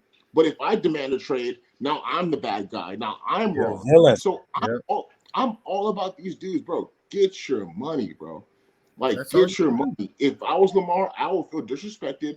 I need my coins. I need everything. Dak Prescott was lucky. And then X played in Dallas. I was in Dallas with X for a short amount of time, right? X played in Dallas. Jerry Jones loves his draft picks. He loves his guys, and he takes care of his guys. Most owners aren't like that. And they've actually drafted well. The last 5-6 years, they drafted well. They've been spot on. Dallas always has talent. Always has talent. Like, I can list all their draft picks. How do you draft 3 Hall of Fame offensive linemen in the last, 15 years? Like, because they do have that. Frederick, Martin, Tyron Smith, it's nuts. They drafted well. DeMarcus Lawrence, 11 from heaven, Skip Bayless, I call it Michael Parsons, right? And Diggs, CD, they knock it out the park, right? And he takes care of them. But to be upset at Lamar Jackson and saying, I don't care if he's really injured. I don't care if he's saying, hey, I've done enough. I've had a PCL sprain. I don't know if you have X. I've had an MCL, PCL, meniscus. Thankfully, never had an ACL. It's painful, bro. And nothing makes it better other than doing nothing. But if you want me to go out there, right, Robert Griffin III, like we just talked about, like you guys talking about while this thing was going off, alarm was going off. Robert Griffin III had a minor injury. He's like, I'm putting a knee brace on to go play for my team. Then tore his ACL. Then made it worse. And then he was never the same again. And he never got a big contract. He never got a second contract. Right? So why would I risk that? Well, my value was up here because if you remember the first 6 games of the year, Lamar Jackson was balling out of his mind. Oh, man. 100 yards rushing, 150 yards, 300 yards passing, right? And now you want to tell him, like, hey, we haven't seen enough after MVP season, after our 2 playoff runs, after you're playing like this. We haven't seen enough to give you a new contract.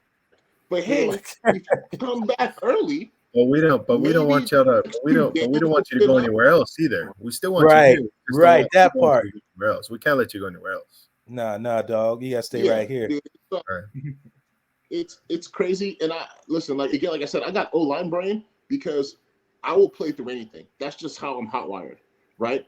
But when these young guys are making businesses, I know you're the same way, right? That's how we were raised. I tore my meniscus in second week of practice my sophomore year, and I put on it the whole year. That's how I was built. But I'm an offensive line because you know what? The guy next to me has to trust that I'm going to be there and do what he does and do what I do and all those things. But I'm not mad at these young guys being like, hey, man, take care of me and I'll take care of you, because it can be a career ender. Because I understand the business the way guys before us didn't understand.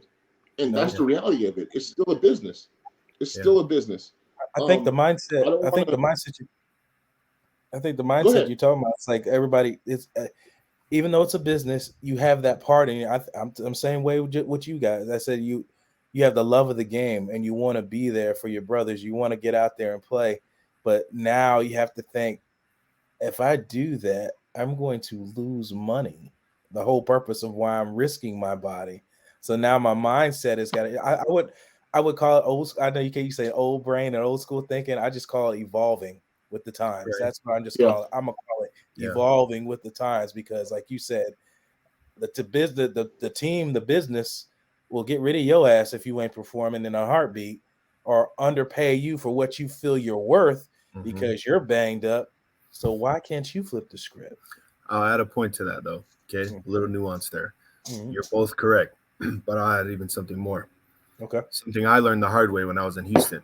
Like Caleb said, I was raised with a father who you did not come off the court or the field unless you can't walk type, right?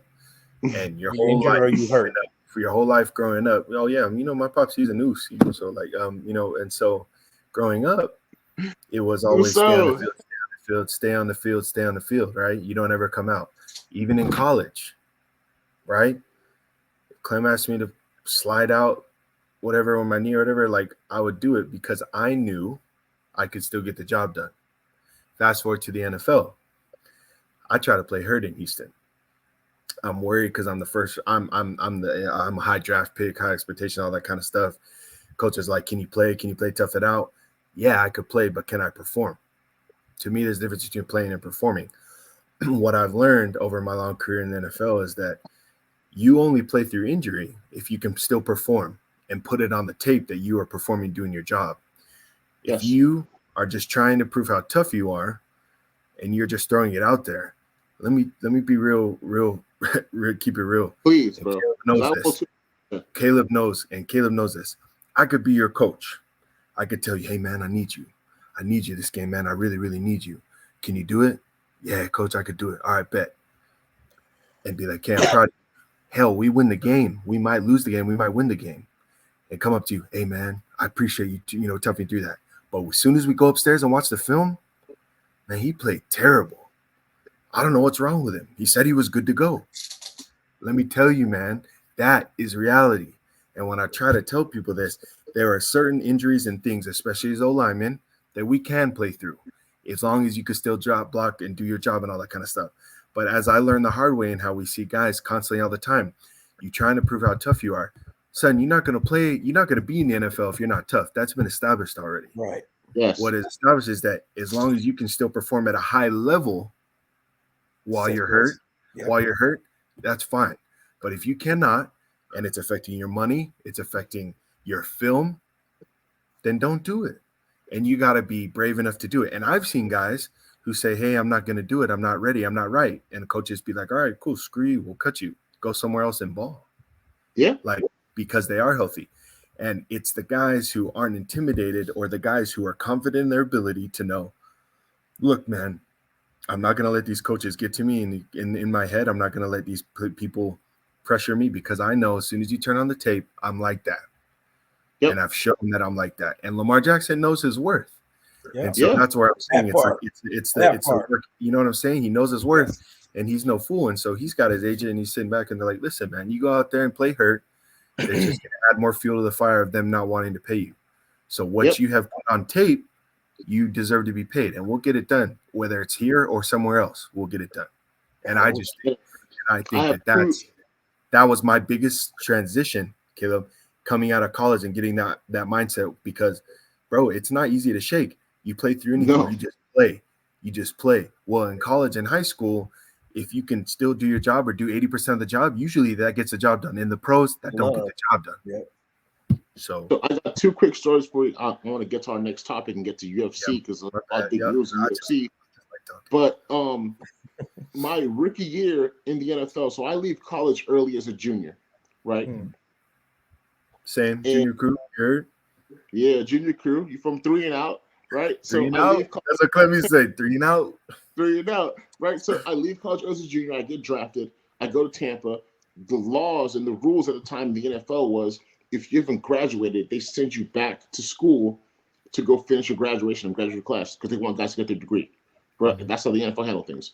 The difference is UCLA is on a quarter system, so graduation is in like April or May, while other people it's in like February if you're on a semester system, right? So I got sent back to California with $300,000 in my pocket and nothing to do. Myself, Kenny Clark, Miles Jack, Thomas Duarte, all these guys, right? And so I had rookie minicamp for 3 days and nothing else. And nothing else up until camp started in July because legally I wasn't allowed to be with the team. I get there and literally my like fifth practice, somebody falls on my leg. I have a grade 3 high ankle sprain, and people don't understand how bad high ankle sprains are. Grade 3 high ankle sprain means I tore ligaments in my leg. You would have been better off breaking your ankle than getting a grade 3. That's all I'm saying. Exactly. I had a grade 3 ankle sprain. I was in a cast. I've been in practice 3 days in rookie minicamp and like 5 days in camp. And now I have a cast on as a 5th-round draft pick. I'm thinking I'm going to get cut. Doctor says you have 8 weeks. You're in a cast for 3 weeks, and then you start rehab after that. After the 4th week is the last preseason game. And I said, I'm going to play. Give me the drugs, give me the Toradol, I'm going to play. My first practice back, or my second or third practice back, I'm out there, and X will tell you, this is O-line jargon again. I'm out here like I have to shoot my hands crazy because my feet can't move the way I need them to move, how they usually move, right? And so, like, I'm not going to say I had a bad practice, but it looked weird. But I was like, I'm not going to miss 8 weeks. I won't be on this team. That's my mentality. That's how it's playing through injuries, playing things like that. Yeah. And George Warhol sat me down after practice, after film, and he said, bro, if you can't go, do not put bad film on tape. And that's why I love him so much. And me and him are still friends and talk to this day because he was really, really hard on me, just the way Clem was. He was like, dude, like, if you're injured, he's like, I wanted you out there. And I love the fact that you're a guy who's going to push through pain. But he's like, I don't want you to have bad film. Mm-hmm. So if your leg is that bad, because I would take 1 step, because I couldn't move 2 steps, because my ankle's still messed up. And I'll just punch. Yeah, he's like, dude, don't go in there. He's like, don't go. He's like, I don't want you to have bad film. But like, that's just what's been ingrained in my head to go do. Like, I told you the story last week, I think. Like, I've seen guys tear their ACL in practice, and what do? We move up 10, 15 yards. Move up the drill. And we keep playing. And we talk about it with DeMar Hamlin. Like, that's how we're trained, bro. Like, get over it.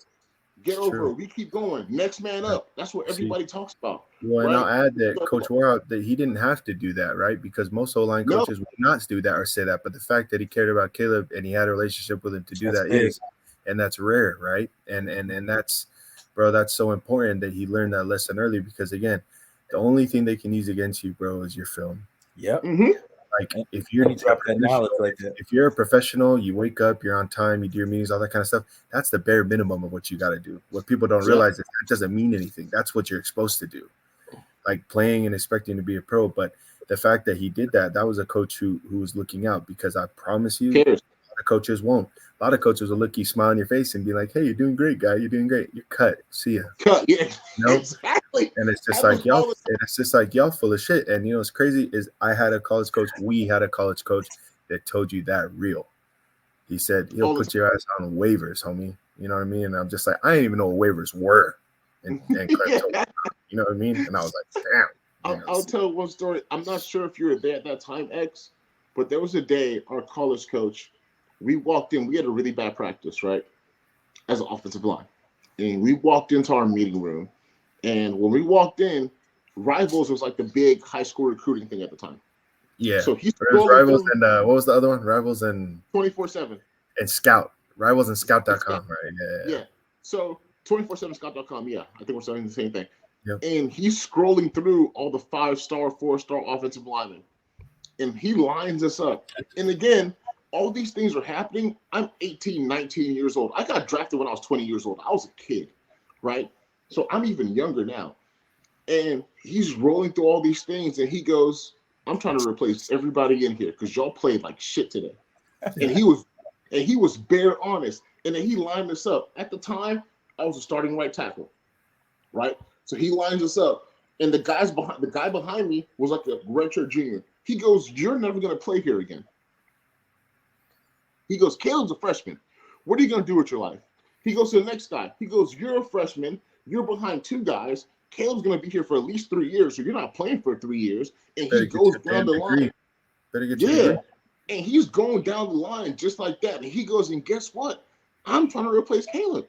He's been starting for me. I was a freshman All-American. He was like, I'm trying to replace him with somebody better.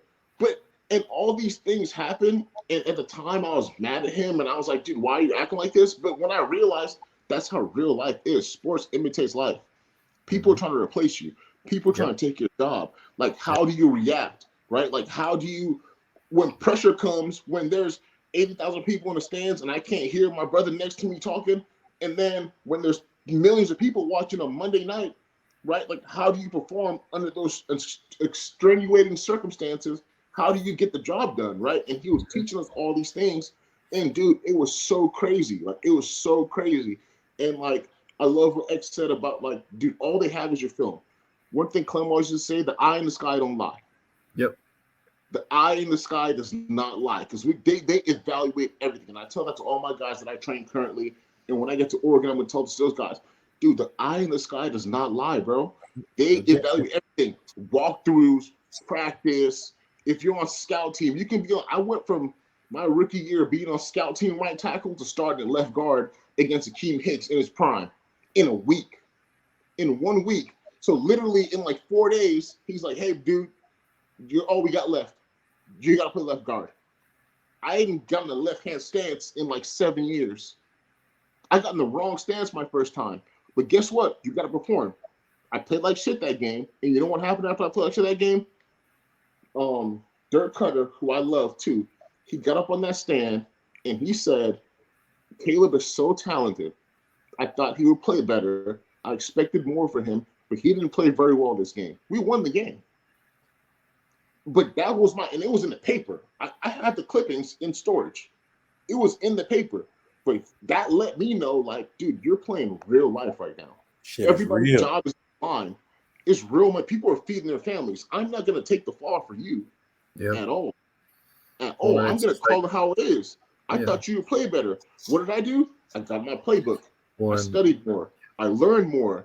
I was 295 pounds. Akeem Hicks was 350 pounds.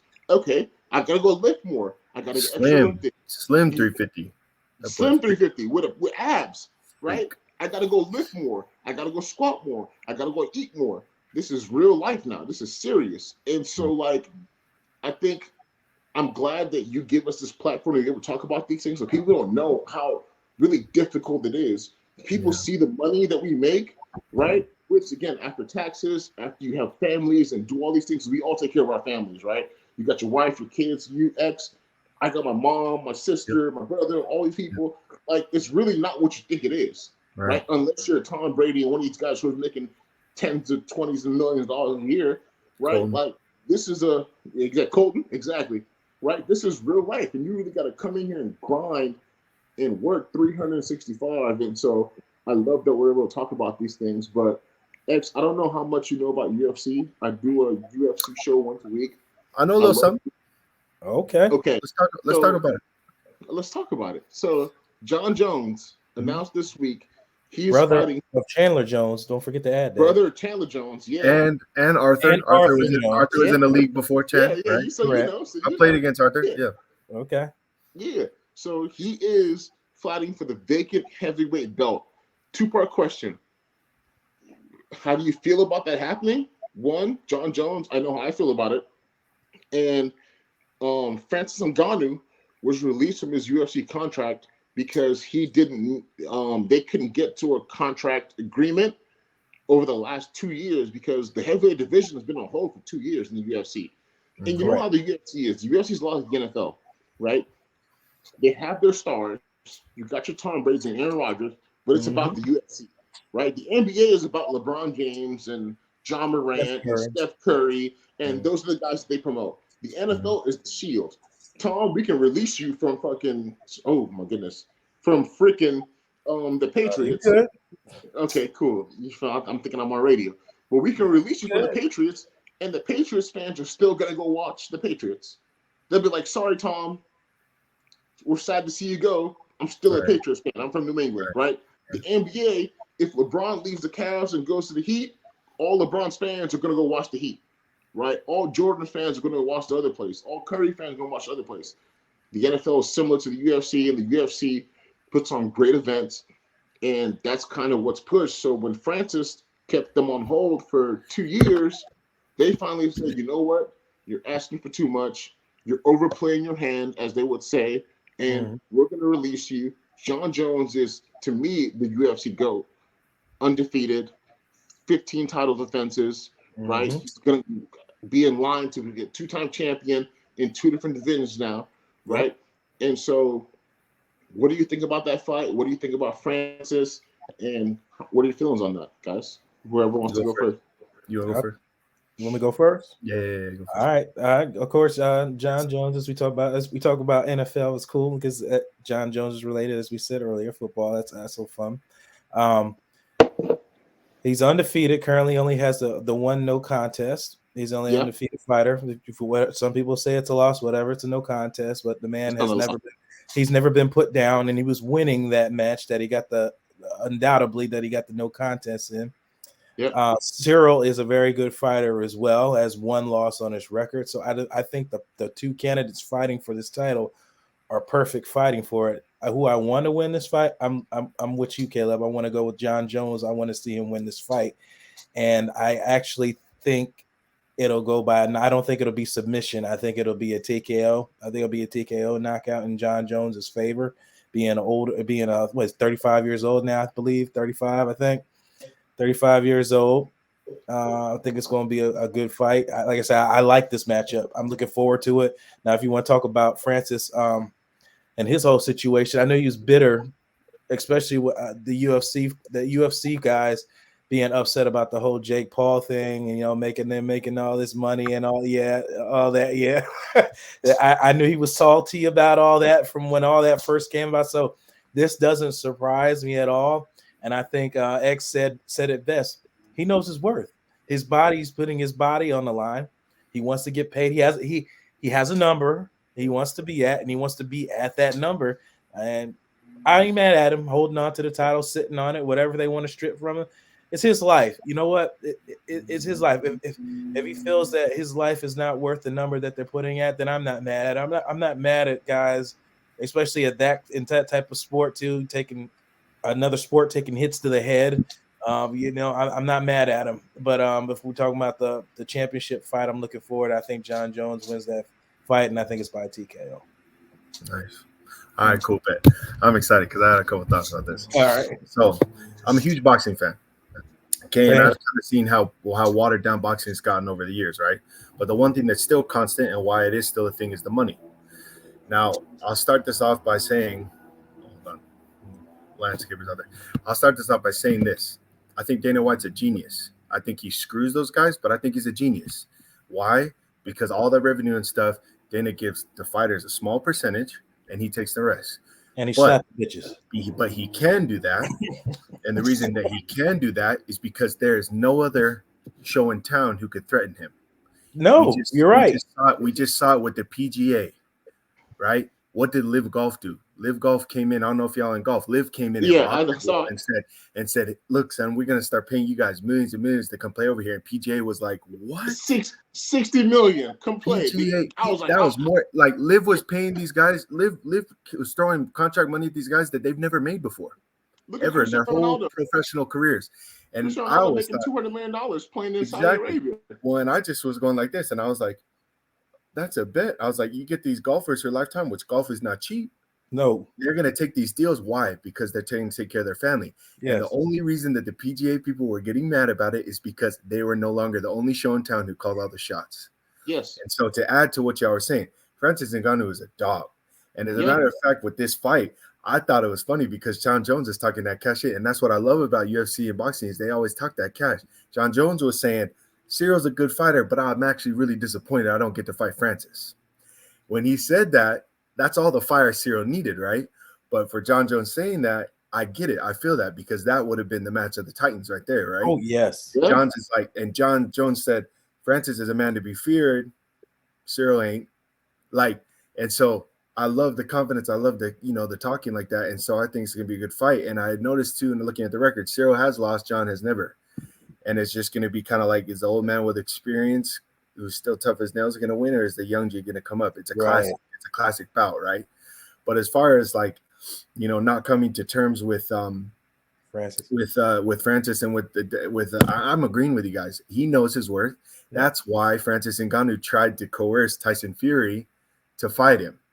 If you saw on Twitter earlier this year, because they saw the kind of money that Tyson Fury makes, that what do you call it? The bronze bomber? What's his name? Deontay Wilder. Deontay Wilder make all these guys make in boxing. They saw what Jake Paul made for an exhibition boxing, and Francis was like, "Man, that's bullshit." And it's like, I agree with you, but the problem is, gang, is that you're a UFC fighter.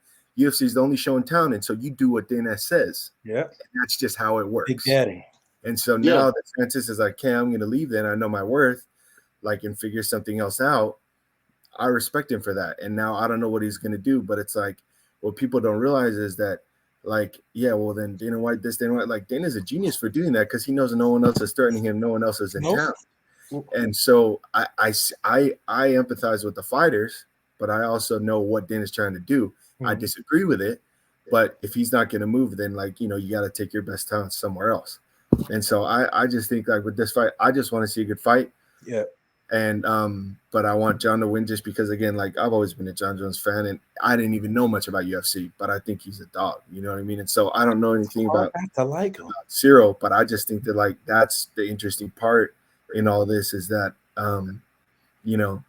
that's always kind of how the UFC has been. The fighters have always been screwed, but what else are they going to do? That's their only way into that fighting world, Yeah. And I think that Jake Paul, again, something else, another unpopular opinion, I think the Paul brothers are smart. They know, how to make money. They know how to make money. They know how to market themselves. They know how to do stuff right. And I look at it and I'm like, man, people can hate them all they want, but you can hate them while they're making that cash. You know what I mean? And I'm like, again, it's just good marketing. And it's like, it's a definition of working smarter, not harder. Yep. And that's where, you got to, like, play the game the way the game is being played.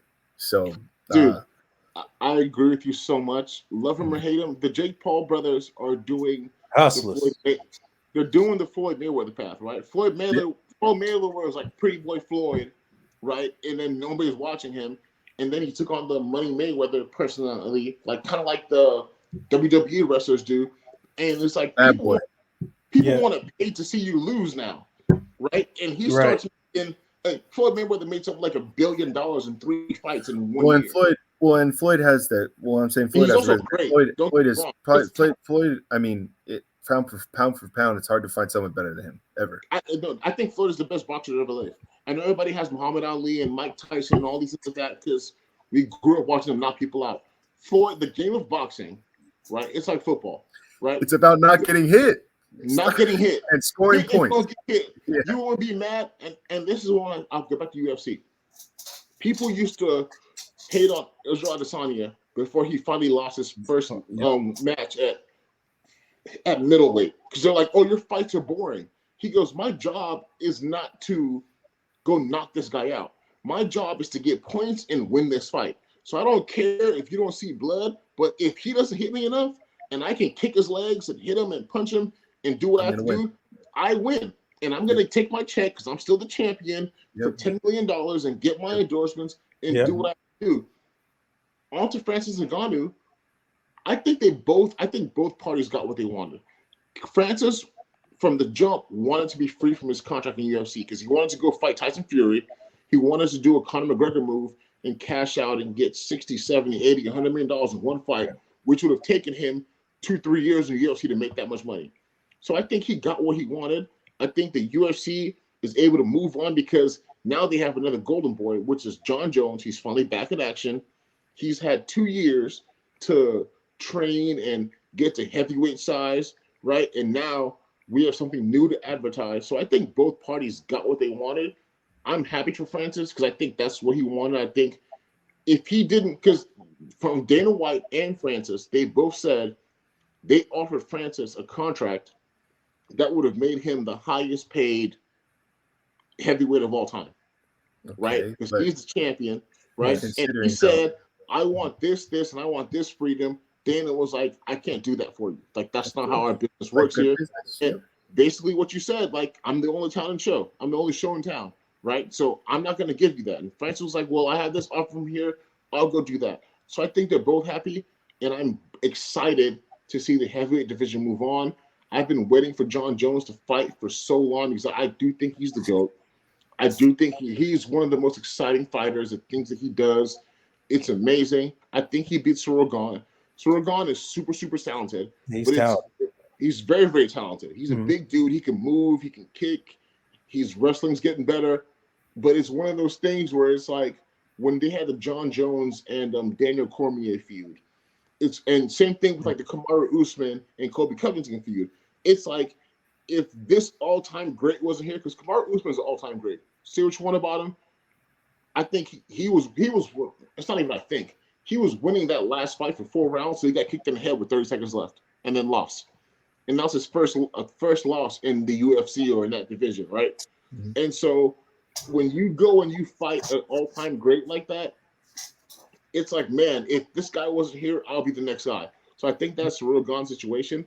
I think he's going to run into a brick wall of John Jones. I don't think John Jones gets TKO. I think it's his first fight at heavyweight, and he wins in decision, and he wins in points because John does the elbows. He does a lot of kicks, and he does things like that, and I think he wins in decision. But I'm super, super, super excited for the fight.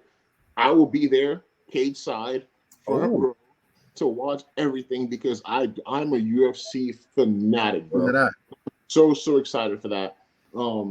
There's a great UFC event this weekend. I'm excited to see Islam Makhachev versus oh my goodness, the guy in the weight division below him. You guys aren't even gonna know if I start bringing it up. But I think the UFC is great because I think, actually, since you're a boxing fan, I think where boxing struggles, and they're trying to do better now, right? With Gervonta Davis and Ryan Garcia, right? Mm-hmm. I think the problem with boxing is people were obsessed with being undefeated, especially after Floyd undefeated. So boxing is this thing. It's like if you lose a fight, then you're done. Conor McGregor is the highest grossing UFC fighter by like hundreds of millions of dollars. And Conor McGregor has lost like his last 3 fights. Yep. But he's entertaining. And the thing about UFC is what UFC does is, hey, you're the best. We're going to make a fight. Which I love. And if you don't want to fight the best, then get out of our organization. Yeah, we're going to fight the best. I love that. Boxing guys try to avoid each other. See, yes. And I think that there's the problems with both of them is, like you said, I loved that about UFC. Okay, you guys want to do it. The problem I had with UFC is that, and again, to Dennis' credit, is that he never paid those guys what they should be making for how big it became. Okay, so I will. And again, they had to agree to the contracts, but did they have a choice? Yes. No, you're right. I'll challenge you on that when you talk about fighter pay, right? It's like an NFL guy, right? Basketball players make a exuberant amount of money. NFL guys, the minimum contract for basketball probably like $1 million, $2 million, whatever it is. Yeah, over $1 million now. Yeah, over $1 million now. NFL is still like $700K for the minimum or whatever it is, and we're treated a certain way because of how it's marketed and what the fans care about. Because our fan bases are different, right? In the UFC, Israel Adesanya, before he walks into a fight, because he's the champion, he gets pay-per-view points. He's cashing a check for at least $10 million every time he fights. 3 times a year he fights, that's $30 million. That's not a bad paycheck. You're right. Not complaining about that. It's just the percentage, the amount. Mhm. Yeah. It's the But percentage amount. So I'll tell another story. I was also on a team when I hit my escalator. I was able to make over $2 million in a year, and I was excited for one of my game checks. It said like 160, 170K in a week, and I go show it to Jerome McCoy, and Jerome McCoy was like, "Oh, I have this check I haven't cashed in 3 weeks. It's worth $3 million." So am I saying that it's the NFL's fault that happens? No. Jerome McCoy's been to 6 Pro Bowls. He's done this. He's done this. So I am with the fighters about fighting for more fighter pay. I think the most important thing to fight for is healthcare because they For sure. get a lot of damage. Definitely. And now that, again, I'm retired now. And so, like, I'm in the experience of, like, understanding my healthcare, how long it lasts, and my pension, and all these things like that. Like, I think that's what the fighters should fight more. But if you're an entertainer, if you're a great fighter, I think those things come with it. And it's a never-ending fight, right? You always want more money. I'm always for guys getting more money. I told Lamar, you shouldn't play, right? But I think that thing, again, Dana is smart. He knows he's the best show in town, right? So he's the only. So he's going to be stingy. So I say the fight should continue, but I'm not so much worried about fighter pay as people say it than everything else, because the UFC is like the NFL and boxing is like the NBA. When the UFC puts an event, there's like 30 fighters on a card and they're fighting each other. When boxing goes, if Mike Tyson is fighting, you're not watching the undercard of Mike Tyson. Right. You're not. Right. You're going to get, if Mike Tyson fights at 10, you're going to get to the event at 9:30. And whoever fought before him, you don't care. But the UFC, I'm going to go at 6 and watch everybody fight, but be excited for the last 4 fighters on the main card. Right? So the business model is so different. That's why I try to see it as like, I respect your fight. I support you in your fight. Get as much money as you can. But the business models are so different for both parties that, like, I get why Dana can do what he does. And that's why he brought UFC from the blood sport that people thought it was to now, like, one of the fastest growing sports in the world. Like, you know, it's huge now. Yeah. Well, and it's to his credit, again, like, he's just smart and he's evolving, like how you said that before. But I think the problem with boxing is, like how you said, there's just too many belts, bro. You know how many heavyweight belts there are? There's like 5. Yeah. And it's just like, man, there's no way to unify them all. Nobody wants to anymore because you got to fight 4 different people to do it or all that kind of stuff. And so I just feel like this, like, you know, boxing was exciting. And here's another thing that I appreciated later. Americans, okay? Grow up here in the States. We're used to Joe Louis. We're used to Rocky Marciano. We're used to all the Americans, Ali, Frazier, Foreman, Norton, all those guys. So what do Americans want to see when they see boxing? They want to see knockouts, right? Yep. They're so used to heavyweights. Well, heavyweight fell off. And then middleweight, light heavy, we had that little era, you know what I'm saying, of like, you know, Lennox Lewis, Evander Holyfield, and all those guys. And then Tyson came in with Buster Douglas. And then we had like Roy Jones Jr., B-Hop, like all these kind of different guys. And then it kind of fell off for a while. And then, you know, heavyweight's kind of been revived a little with Tyson and Wilder. But and AJ, is AJ Fury? No, not Tyson Fury. AJ, who's the guy from England? I should know his name. I forgot. You're talking about Joshua. AJ. Well, yeah, Joshua. Yeah, Joshua. You had it right, AJ. Yeah, AJ. But you're right. My whole thing is this now. Boxing's gotten to the point where, hey, is the money right? Okay, now we can make this fight. And where UFC is like, okay, we're gonna make this fight. We'll get the money right later. And I think that it needs to be somewhere in the middle for both. Right. You know what I mean? For it to be truly, because the fact of the matter is that boxing has stayed relevant because of, you know, some fighters, but it's not as what it was. And UFC just keeps growing and it's going to keep getting bigger. And I'm not going to be shocked if there's another league that starts here sometime soon. But I feel like it's so popular and there's so much money and it's made. And you're right. You have to, like, if you're Dana, you're sitting there and you're like, why would I give that up? Why would I ever give that up? Why?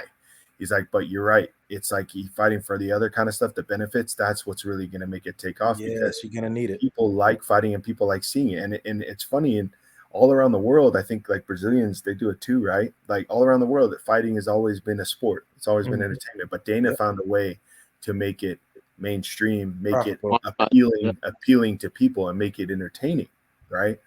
And so I just think, you know, to your point that way, thinking about it that way, like I agree. I'm always for, again, because I'm always for players and fighters and stuff getting more pay. But you're right, you can't blame it for if there's different grades. But I'm just like, to me, the best of the best, especially the ones that are making you the most money, I feel like they should make a lot more. But that's just like how they do in our other leagues, Yeah. But it's like, again, it's all relative, right? 30 million is still a hell of a lot of money. You know what I mean? It's so, you know what I'm saying? You're right. But last week we had a guy on, who's a former player. He played a few decades ago, and he talked about guys making all this money today, and like it affects their play. And I just, dude, I never. You talking about like NIL, or you talking about pros? Oh no, we can talk about NIL in a second, right? Oh, I have a great opinion on NIL. Okay, I can't wait to hear that. He's talking about Crawford. Pros like, Dak Prescott, 40 million. Aaron Rodgers making 50 million. They have to live up to this contract. I'm just like, that's just the going rate. The NFL makes so much money, and the players have this percentage. We negotiated that. Yeah. Like nobody else negotiated that but us. There's an association where professional sports leagues, people don't realize this. Professional sports leagues are some of the last people that have actual unions. Unions are almost legal in a lot of places now, because to have a union, you have to have benefits and all these things after you leave. So most people don't have unions anymore. People used to have unions to hold people hostage. So we still have unions, right? Whether ours is good or bad, that's on us. What you fight for and what you negotiate, and it's hard to negotiate with billionaires because they can go to court for a very long time. It's not hard. It's impossible. Exactly, right? They can go to court for a very long time. But you have that negotiation tactic. And so, like, that's kind of what happens. And so I'm like, dude, like, it's not about the money they're making. We made the NFL made whatever it was, $8-9 billion. So if you're paying me $50 million, that's a small chunk of $9 billion. Right? There's a cap. NFL has a hard cap. It's not baseball. Look what baseball players make. Look what European soccer players make. Right? Like, NFL has a hard cap. So to say that, like, oh, the players are making too much money, they're not playing hard, I was like, dude, I so disagree. And I was never a super high earning player, even though, again, everything is relative. Because people are going to be like, Caleb, you made $2 million 1 year, you made $2.7 million 1 year. Well, that's a lot of money. It is. But when the revenue for the team is $800 million, what is $2 million to that, right? So it's all relative. And so, like, again, I think UFC fighters should keep fighting for that. I think they should keep working towards it. I think they should work for benefits, especially as dangerous as the sport as fighting is, and the damage they get taken, they have to deal with. It's, dude, I don't want to get punched in the face for a living. I can put some pads on and hit somebody. I don't want to get hit in the face. You ever got hit in the nose and you start your eyes water on accident, right? It's not fun. So they do a really crazy, dangerous sport. I think they should fight for benefits and do all those things. And I'm all for the fight. But, like, the business model they have, as a fan of it, dude, it is absolutely incredible. I like it a lot. Right. But I want your take on NIL, because me and Blake have talked about this a lot. Yeah. All right, I want your take on NILs, kids getting I hate to say it, I'm a really, really big fan of Williams at USC, the quarterback. I am too. Dude, he's a stud. He's cool. He's a stud. He's cool. He's got the swag. When they lost to Utah, I was worried that they were going to screw him out of his Heisman, because he really deserved that. So I'm glad he got it. He did deserve it. I said the same thing. I said the same thing. So he's rumored to make about $4 million a year. Bryce Young, before he played a snap in college, was guaranteed $1 million a year. A true freshman quarterback coming in because he was a 5-star recruit. What are your thoughts on the NIL and kind of like the college football landscape? Well, look, first of all, I like it, and I wish NIL was around when we was in UCLA. He sounds just like you. Because I'm telling you, we would have hit some licks, boy. We would have been eating a lot more than In and Out of Chipotle, like how we was eating. All right, exactly. But no, I like it. Here's my thoughts on it. To me, I think it's hilarious how people say it's ruining college football, that kind of stuff. No, it's not. It's helping the boys that need the help, and it's only hurting the kids. I'm saying it only hurts kids who don't want to play football, if that makes sense. I say this, look, and I use this example all the time.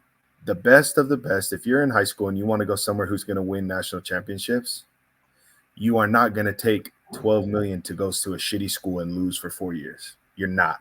That's just how it goes. And so to me, I always say this. At Texas A&M, I don't know if you guys saw it earlier. There were some real jabs that was thrown, constant between Nick Saban and Jimbo Fisher. Yeah. Well, Nick Saban made the comment like, Texas A&M bought their whole recruiting class, and that made Jimbo so upset that Jimbo started getting personal with this man, like personal. Mm-hmm. And I was like laughing because Coach Saban also has strong feelings about the NIL too. And I'm like, Coach Saban, look, man,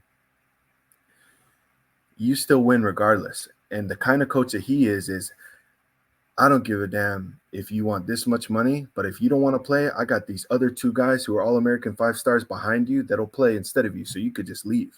Mm-hmm. And I say this as the best programs in college football, let's just say this year, right? I'm not going to include TCU because that was embarrassing, all right? Like they went undefeated. They went undefeated, but I have a whole different opinion about that. College football player is subjective. Record doesn't mean anything, and we've seen that. But anyway, we'll take Georgia, and we'll take Ohio State, we'll take Michigan, we'll take – I know I always add Bama in there, okay? The guys who go to Georgia, to those schools, aren't guys who are getting paid $4, $5, $6, $7, $8, $9, $10 million to go there. They are the kids who want to be the best and win national championships. And if you can add some cash in there, that's a bet. Cool. That's a plus. Yep. That's not the be all end all. The kids who are making all this money are these program changers who know that, hey, if I go over to this school, I might not be as happy, but I could take care of my family. Yep. Those are the kids like that. And they know that. And so to me, my whole thing on NIL is like the more the merrier. That's great. It's teaching all these kids a lot of how to manage money early. It's getting these kids a lot of these food. When we used to get stale ass bagels with no spread, dog, we used to have to drink cherry juice. I don't want no damn cherry juice. Like, what do I say all the time, like, bro? I'm saying all this stuff, right? And I think it's hype. I think it's dope. And so my whole thing is this. It's not ruining college football. All it does is that the kids who still want to win are going to be attracted to the programs who win, because the coaches who are there don't care how much money you're making. They just want to win too. Right. So they don't really care. Like Nick said, I promise Kirby Smart looks at me. I don't give a damn if freaking Vanderbilt offered you $15 million. If you want to go there and lose to us every year, great. But if you want to come here for $1 million or whatever, you'll win. Like, and that to me still has never changed, and it never will change anything for kids. And so I look at it like, man, NIL is great. I just wish it was around when we were done, because I know we would have hit a lick. Caleb, we would have hit some. We would have got some. You know what I'm saying? We could have at least all this. And so all the kids now that it's happening for in the future, my kids, I'm happy because, boy, I could, you know what I'm saying? Like, I'd get him. I'm saying I'm going to be working to get him stuff too. But like, to me, and it's funny that I brought up Jimbo because Texas A&M ain't done shit in a couple years, and they've been paying crazy money for these guys. You know what I mean? And my whole thing is this. The best will still be the best because money can't buy good coaching and talent. And if you're a kid who wants to get paid amount of money and a certain amount of money to come here, and you make all that money and you don't perform, that's just embarrassing on you. And that was a miss on the university. You imagine getting medical because you're not playing good, but you still hit you still got 10 mils. You're winning. That's cool. But to me, that's only hurting the universities. And so I like the NIL. And I think that, the kids who do want to work hard and do want to win are the ones, like, I look at it like Caleb, if we would have just got it, bro, if we would have got $500,000, if I could have hit a 250 grand, 500 or something, I would have been hyped. But guess what? That wouldn't have changed how I went about my business every day. No. That's why I'm there, because I'm going there to get to the league. To me, this is like, what do you guys like? And so when you hear people like, what do you think about this? I think it's great. If a man could be a millionaire before he gets to the NFL, that's great, because the NFL still lasts for not for long. Yeah. You know what I'm saying? And if you happen to get a long career and all that kind of stuff, you're just including more of your worth and getting more money so you could bless your family and create a future for your kids. That's what it's all about, isn't it? Like, we don't do this shit because we do this shit because we love it. And like what you said, whatever your motivation is, money has never been a motivation of mine. This shit is too hard. This shit is too hard to just play for. Way too hard. Because I could go and do something else that would not kill my body. Right. And make money. But I do this shit because I love it and my family benefits from it. And so that's why I'm like, to me, it's like, man, there's so many different ways that you can make money, and there's so many different ways, but we choose to do this kind of stuff. And so you maximize your value and get all your money. And to me, NIL just adds to that. Like, Bro, if you can hit a lick and be a millionaire before you leave college, that's great. I hope you do. Shit, I hope my kids do. And maybe throw me a little something. You know what I'm saying? But like, but I'll never ask them for it. But you know, and You ain't gonna say no either. that's where I think NIL is a great thing, bro. I want to tell all your viewers, me and X, Xavier Su'a-Filo, we did not have this conversation before we got on here. But when I tell you, you almost said word for word. I'm gonna chop that clip and send it to him. Everything that I have said about NIL. Yeah. The guys who get mad, like again, like you said, I love the guys who get NIL deals. When I hear a guy, he's making $4 million a year. He's in the transfer portal. This team offered him $5 million. I'm like, bro, get your money. All it's teaching you is early financial literacy. Because what's the difference between giving an 18-year-old football player $5 million because he's a star quarterback, right? Or waiting until he's 21 or 20 and then giving him $30 million because he's a star quarterback. There's no difference. If you don't know how to manage your money, you're going to lose it anyway. Exactly. Yeah. NBA players get drafted at 18 and they get $12, $15 million. Nobody bats an eye. But all of a sudden, because they're in college, it's like, no, you can't give these kids any money. I call BS. I call bullshit. I love that they do it. I do. And the first thing I said when I found out dudes were getting NIL, imagine what Miles Jack would have got when he was in college. Miles Jack would have been making $10, $12 million a year. Josh it would have been ridiculous. AB, Anthony Barr, dude, Eric Kendricks winning the bucket. Yeah. It would have been ridiculous, bro. It would have been ridiculous. Josh Rosen, it would have been ridiculous. And then the other thing I said was, I'm excited because I got good genetics. My son is gonna get a bag, and I can't. Shout out Nigeria, Shout out Nigeria. Yeah, hey, slide me a little something. I'm all retired man now. Like slide me a little something. That was the next thing I said, and so I love that these kids do it. I love that now college coaches. And the thing about it is, college football has always been a business. Always. It was never not a business. No, but they wanted to treat the employees like it wasn't a business. Mm-hmm. So now you got to give them a little bit of a piece of your pie. And they're not even coming out of college football pockets. It's coming from boosters. Exactly. It's not affecting your check. You already making your millions, coach. Yes, right. Nick Saban is not paying for players, right? Yeah. This company is, because it's like, hey, I want Bryce Young in this commercial. I want this guy to be the face of this because he's popular. Everybody in the state of Alabama knows his face. I want him to be a commercial. Now, kids just get paid for it. Do you know how many times I saw X's jersey in the students in like the student store, or Miles jersey in the student store? And it's like, dude, people are buying my jerseys, but I don't get a piece of anything, right? And so now kids are getting paid for it. I do think it'll be more regulated as we move forward, but I love that these kids are getting that, and I love that they're making money, and I love that, like, hey, if you have $5 million or $200,000 or $100,000 when you're 17, 18, 19, 20. If you're going to blow it, get it out your system. And I'll tell a little story about X. X is one of the most frugal, regular, down-to-earth people I knew. After he got drafted, he was like, Caleb, I bought like 40 Jordans, right? He was like, I love Jordans. I always wanted them. We grew up with nothing. A lot of us did. That's the reality of it. Right. We grew up with nothing. So now I can afford Jordans. He didn't break his bank to buy Jordans, but he bought Jordans because he liked them. Right. What did I do? I got 200 shoes in the shoe room in my house. Right? Because I enjoyed it. But after I got over that aspect of like, oh, okay, I never had this. I want this. I want this. It goes away. And then it's just like, oh, I got to check, stash it, stash it, stash it. So if you can get that process done earlier, then I think it's good. Because anybody else, other than football players, anybody else, when we were in college, you couldn't even work anywhere or do anything because any money was thought about as illegal benefits. Right. When he talks about, I said the same thing to him. We were drinking muscle milks for dinner and drinking cherry juices for dinner, starving, bro. That grind. Begging for swipes from the Asian kids at the front. Swipes from other students. These kids can go work. They have their whole day to them. I'm working all day and at dinner time. If the lunchroom is closed, I can't even go do a swipe.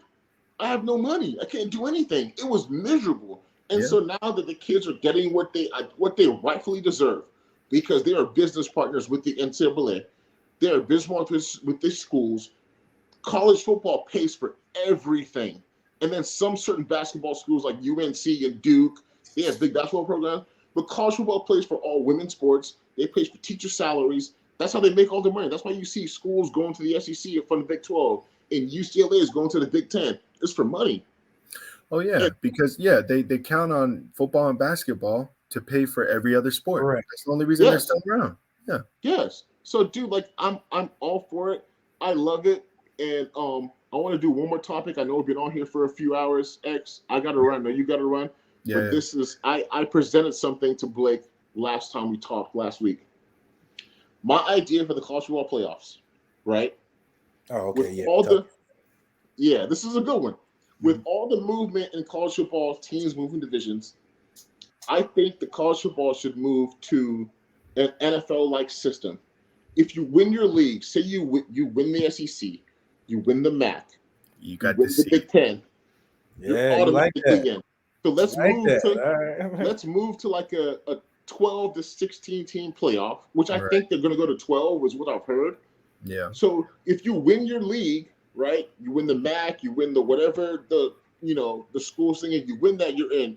And then the rest of the teams are put in based on your record, right, or based on your like ranking. a wild card whole system, like a wild card, right? So you win your league, you're in. So you get everybody in there. You can have a New Mexico because they won the SWAC or whatever they're in, and you can have an Ohio State, right? But yeah, the Bucs played the Cowboys. The Bucs were 8-9. The Cowboys were 12-4, whatever it was, right?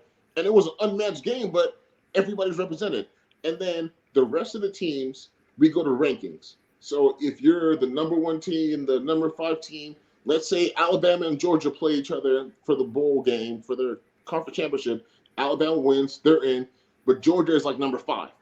Georgia still gets in because they're the next highest ranked team out of all the teams in the leagues who didn't win their conference. And so you still get the best of the best, but everybody's represented. And that way you have people traveling to these bowl games, because I don't know how you feel, but there's a lot of bowl games that people don't watch anymore. All I watch is the playoffs. Right. There's the Meineke Car Care Kellogg's Bowl in Tuscaloosa, Florida, that only people's families went to, right? Yeah. So the playoffs is what we want to watch. So expand the playoffs, have everybody represented. You have more cash flow coming in, and then whoever else is left who didn't win their conference, you go by your ranking. So what are your thoughts on that, and what are your thoughts on the playoff situation? I was just telling somebody the other day, that's what I thought we should do too. I was saying, listen, some of these smaller conferences and divisions, listen, I'd even take it a step further. We look at the divisions and we look at I say divisions, NFL. We look at the conferences in college that make the most money, who have the most talented teams. And I say, just because I say it's all about money, you give them priority, right? You take the SEC, you take the Big Ten, you take I don't even love the Big 12, but I guess you can take the Big 12 because there's money. It used to be big. Take the ACC, you take even the Pac, right? Okay, and you take all these conferences and you say, okay, if you win your conference championship, then you're in the tournament. But then after that, like how you said, Caleb, to me, it's like, okay, well, what if you take like a MAC or a Sun Belt conference team that goes undefeated? That's where you kind of got to get semantics. Because to me, just because you go undefeated in Sun Belt doesn't mean you deserve to be in the tournament, in my opinion. And so again, that's something else that we got to talk about. But I agree with you. If you win your conference, then you're into this tournament. But then after that, you take like the special teams, and people are like, okay, well, if you only take one team from the SEC, but then there's multiple teams who win, it's like, how do you do that? It's like, well, then you go off the record, right? Like that was my big beef about this year. Like, right, Ohio State would have been number 2. That was going to be it, but they got Michigan beat the brakes off them. Thanks. Right, beat the brakes off them. But then the week after, Ohio State played the national championship, in my opinion, against Georgia. That was the best game, right? Yeah. And then, but TCU was quietly there. TCU lost to K-State in the Big 12 championship, and then still got rewarded.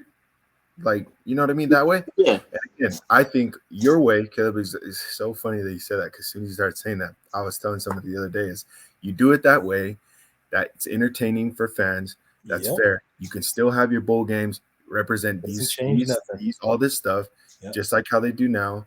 And so everybody gets a fair shake, or feels like if they do. And if not, then, well, good luck. You might get it like some of the wild card bid. they can always cut it down to a science to where like, okay, we might get in if not. And that what I think would increase competition between conferences to want to, and it would only bring more money. And so that business model, you're right. Now can, and even seating, like you don't place the same, like say we're not going to have the SEC play the Pac-12 first round every year. You know what I mean? Or something like that. They'll all split it up, but you do it all kind of like that. So there's parity, so that there's true competition, and then there's a true champion after. But I here's my only thing that would be, okay, devil's advocate again, right? Is that are people gonna, we already have kids sitting out, to save themselves for the NFL. How will you deal with your star players and your greatest players in the conference, right? You're counting on to win these tournaments and these games. How do you deal with these kids, who want to sit out and you not compete? Now, if I'm looking at it as a player, I'm like, look, homie, I want you guys to go win. I'm going to do what I got to do. I was like, but y'all still got to go win. And every coach I know, it's like next man up mentality. But if you really want to win all these kind of stuff, then you kind of need your players to do that. And I think you put the onus on the player to come and make that decision. Like me, I never would have sat out for a bowl game because I like that shit. I get hyped. Like, that's my shit. I love it. Not even a chance. But if you can guarantee that you're going to be that dude, that top 5 pick, then I don't blame you. I just always say, if it was me, I would still play because that's my dogs. But, like, because I like it, I was like, but if you don't want it, that's your decision, then that's cool too. And it's like next man up. Because you never know. The guy that you want to sit out, so now I'm playing, thank you. Now I can go ball in this tournament. Like, appreciate it. Now I just made money too, And I think it all kind of like, works itself out. But I think even then, Caleb, your way that you just presented it, that would make players who would sit out otherwise not want to sit out. Yeah. In this tournament, and every game and every round that you advance, you'd make it 3 rounds maybe? Every game you want to play, you up the bowl gifts, you up the money, bro. You just make it. It's like playoffs. Your check get bigger every game. Yeah. And so I'm with you, bro. I couldn't have said it better. As soon as you start saying it, I was like, yes. He was like, yes. and me and Blake talked about this, and I don't want to keep it too much longer, but we talked about this, and we were talking about players sitting out. Bowl games, currently as they're set up, no longer mean anything. You can win 4 regular season games and go to a bowl game. I remember back in the day when you won 6 games, if you went 6-6, so you played 12 games, whatever, or 6-4, right? You used to be like, oh my God, we're bowl eligible, right? He remembers my freshman year, his junior year before he left, Jim Moore didn't even give us bowl rings. A lot of people get bored. He was like, I don't care about this bowl. We won 10 games. We were the number 10 team in the country, but we didn't go to the Patrick Championship. And he says, you're not getting the bowl ring because this is the meaning thing. Which I didn't mind because we lost the Super Bowl and we got a ring 2 months later for winning the AFC. Yeah, you don't care about it. Well, that will sit on my mantle and look nice, but I'll never wear that, John. Why? Because nobody wears that shit unless you lose the Super Bowl, homie. You know what I'm saying? Exactly. Like, anyway, but yeah, you're right. I don't do shit. So like you're giving people consolation prizes for winning 4 games. That's how you see guys sitting out. Participation trophies. Participation trophies. UCLA a couple years ago, before they had they had a solid season this year. I'm not gonna call them good, but it was solid. But they went to a bowl game during COVID. Excuse me, and they all opted out to play in the bowl game. They're like, oh well, COVID. Somebody got COVID. We're not gonna play because it doesn't mean anything to them. Against NC State. They won 5 games. So you won 5 games. You're going to tell me you come play in a bowl game? Nobody wants to go do that. But when it means something, they don't, bro. I'm telling you how players think, bro. You're in a room full of all in college. I would say probably 70% alpha males. In the NFL, it's all alpha males, right? Like 75% type A. 75% in college alpha males. Dudes, like you're telling me I won 4 games, right? I know I'm going to be a first round draft pick. I'm probably going to be a first or top 3 round draft pick. You want me to come play in the game? No, I'm not going to go do that. But if it's in the playoffs, you better go do that. And I'll say one more before we all have to jump off. How I feel about guys skipping bowl games. And I told Blake this last week. I've talked about it on the show. If you are truly injured, and you miss, I don't want to play in this game. Let's say I hurt my hamstring 2 weeks ago, and now we can play in the playoffs. I can't.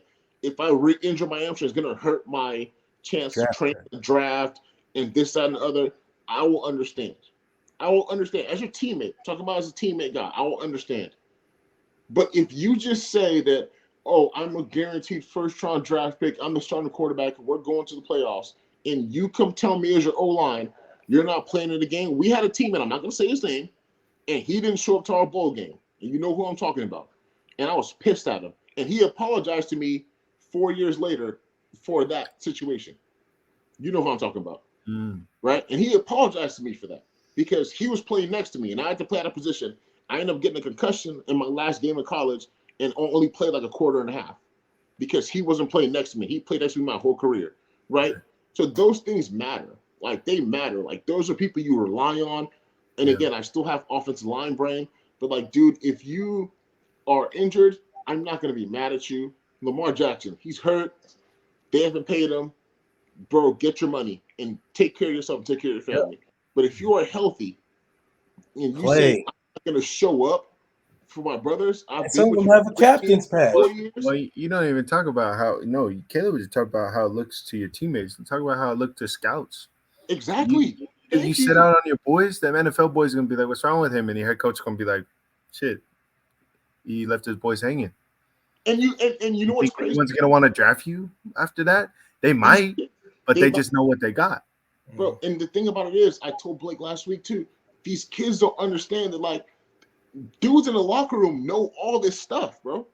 When you get drafted, I know where you were drafted at. I know you skipped your bowl game. I know you didn't play hurt. I know you didn't do this thing. So I'm walking in, I'm looking at you like, can I count on this motherfucker? Yeah. You feel what I'm saying? Bro, me and Joe McCoy are close now, right? We are friends. We talk almost every single day. He didn't speak to me like my first 8 months on the Bucs. And when I was like, dude, why did you talk to me for all this time? He's like, bro, I didn't know you was going to be on the team. He's like, I didn't see you in OTAs. No, that's real life, though. Yeah. I got drafted by the Bucs, but I wasn't there for OTAs because of the rules. So when I got there was camp. His first time he met me was camp. So up until they had the final cuts, right? And when you see everybody take their black bags and all your friends have to leave, and the meeting room goes from 100 and something to 53 guys, that's when he finally started talking to me. And I was like, why are you talking to me now? I've been seeing you every day for. He's like, I didn't know you're going to be on the team.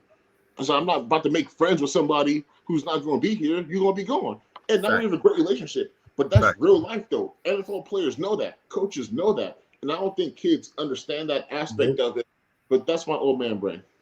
Well, and that's why they got us, like, people with perspective to teach them. And that's why, like, having a coach like you, Caleb, like, I'm hyped for you to go to Oregon. Not only did I have Clem, me too. You know what I mean? Like, I have Clem like you too. Like, I can give that game to, like, high school kids. I didn't have that game when I was in high school. Me neither. Like, the biggest blessing of my whole life was coming home from my mission and having Jim Moore Jr. and Adrian Clem sitting in my like, I hit the biggest lick there in my living room because, like, I could have had, you know what I'm saying? Like, and how many kids, like, slipped through the cracks that way? You know what I'm saying? Like, any of us could have, because, but I'm just like, man, I'm hyped because you know what I mean? And, I'm going to come up and mess with y'all in Eugene anyway. But, you know what I'm saying? I already went this year and it was a blast, Yeah. But we ain't even going to talk about how the Ducks treated me compared to how I go home to Westwood, but whatever. Oh, yeah. What if I told you about UCLA, Blake? How they treat their alumni? Awful. But we'll talk about that. See, and I love my school and it's trying to change, but it's upstairs. It's not the coaches, it's above them. So I know. It is what it is. But I went to myself, Kenny Clark, and Jayon. This is the last story. Oh, yeah. This is such a great, like, dude, like, I know we gotta do this. We gotta do this again. Yeah, we gotta do this again, dude. I love talking to you guys. I love talking to somebody who is, again, X is my OG, even though he's not. You know what I'm saying? Like, he's a couple years older than me. He's my OG, though, right? Yeah. And I really some of the stuff that y'all talked about, I really wish Ron would have been here, especially when you were talking about contracts, because Ron will give you the full spiel on how the contracts and all that stuff goes. But playing and not agent, right? Yeah, he's Levante's agent. He's Denzel Perriman's agent. Levante David is a dog. Dude, I say that underappreciated. You know what, Levante? I just add that too. Levante is the last of that dying breed of those linebackers who make the transition into this new league. Yes. Like now, if you cannot cover, you're not gonna play linebacker now. Levante and Demario Davis were the last two who were playing in that old run first. Let me stop. Demario Davis is so in those cold. two, and I'm saying God, now in that new thing, and I'm like, you think about it, Demario Davis, bro, was on the was on the Jets. He just was like whatever. He was on the Jets. Then bro went to the Browns and kind of whatever. He was gonna be done. Yeah, and he went to the Saints, rejuvenate, bro. They said somebody told me that Demario Davis hires a defensive back coach to come and train him in his coverage, and that's why he's so cold. And I'm like, Levante fast enough too. I'm like, bro, in today's league, all those linebackers, those middle linebackers who had to transition out because they couldn't cover, no more. Like now you got to be able to cover everybody. Levante David and Demario Davis are the OGs that are still being able to do it because they can. Even and I love him and I love Bobby Wagner, but Bobby Wagner ain't even doing that right now. Yeah. You know what I'm saying? Say that again. Say that no, I said Bobby Wagner is one of the best linebackers ever. When I came into the league, Bobby Wagner, Luke Kuechly, those were the new Navarro Bowman, Patrick Willis. Yeah. Those were the old heads that were going out. But like the next two great guys was Bobby Wagner and Luke Kuechly. And those guys were cold with it. But the league has even changed since then to this run first. And if now, I don't care if we're in base, bro. If you cannot cover as a linebacker, you're not gonna play. You're not gonna play. Like you can't. Like EK's a dog. EK can cover. You know what I'm saying? Like, yep. Like I'm just saying, if you cannot cover, Miles can cover. Like you look at any linebacker now. If you can't cover, you're not gonna play, dog. So like I'm saying, Bobby, maybe he's just been quiet at the Rams, but the demands that Bobby had, he wasn't asked to do that. He could. I'm just saying, but like now, like the people who stick out to me that are older than Bobby are Demario and Levante. But dude, I'll tell you a story about. I even forgot my last point that I was going to go on, but it's not important. It's not bad, gang. You're good. You're good, dude. I love these conversations, bro. Like I love being able to bounce ideas off you guys, and we're giving people insight they never would have had. We've been talking for 2.5 hours. It feels like 15 minutes to me. Right? So I'm having fun. Demario Davis. I'm a guy who I was able to find a routine early. Right. So if meetings start at 8:00, I'm in the building at 6. I'm gonna go hit the sauna. Hit the hot tub, get my body warm, do treatment, eat, get to digest, take my morning bowel movement, right? And then I'm chilling in the locker room and I can watch a little extra film before we go to our meetings. That's how it worked. Me and Demario Davis, as well as Quan Alexander, we used to have competitions, and Cam Jordan, who would show up the earliest, right? So if I showed up one day at 5:30 and our first meeting's at 8, and I got there and I'm sitting in the locker room, Demario Davis would be upset. And the next day he's going to be there at 5. And I'm going to walk in and he's going to be there. It's like, I beat you today. And that's the kind of person he is. Like, I'm going to wake up 30 more minutes earlier and drive over just because I want competition with you. And when Quan Alexander realized that, he was doing the same thing because Quan comes early anyway, right? But it was like something for me to like make me juiced up. Like, dude, this is an all-pro linebacker. I just beat Demario, captain. I just beat Demario Davis to the meeting room. Right, and Cam Jordan saw that happen, then he comes, and then we'll talk trash to each other. I'm like, damn, you late? I'm like, dude, it's already 6. I've been here for 30 minutes, right? It's 6 in the morning. I've been here 30 minutes. And Demario, like, all right, I got you. And Demario, I'll tell you another story about him, how amazing he is. Demario Davis lifts every single day. Yeah. He walks in that locker room early. You're required to lift 3 to 4 times a week, depending on your team. During the season, it's really 2. Yeah. So depending on the team, the Patriots, it was 5. That's how awful it was. We'll talk about them later. But Demario will come in and he does lift every day. He goes into that weight room every single day. The dude is an impressive man, a God-fearing man, strong in his religion. And then we got this rapport over the years between me and him and Quan. And we would talk trash at practice. And we were talking trash not because we didn't like each other, but to get the whole team hype, right? With all the injuries, everything we're dealing with, I'll go block him. I'm like, I locked your ass up. And he'll be like, man, see me the next play. And if I don't do that one day, if I come in one day and I'm not on that kind of energy, he'd be like, oh, Caleb, you quiet today. He's on the line of scrimmage, right? Faking a blitz. Oh, you quiet? Where's your energy at? Where's this at? Dude, amazing guy. Just goes with what you back said about his evolution as a player and being able to adjust because the league is changing. Since even the short time we've been there, well, not really short time because we both did 7-8 years. Like that's a long time. It's not for long. That's a long time, right?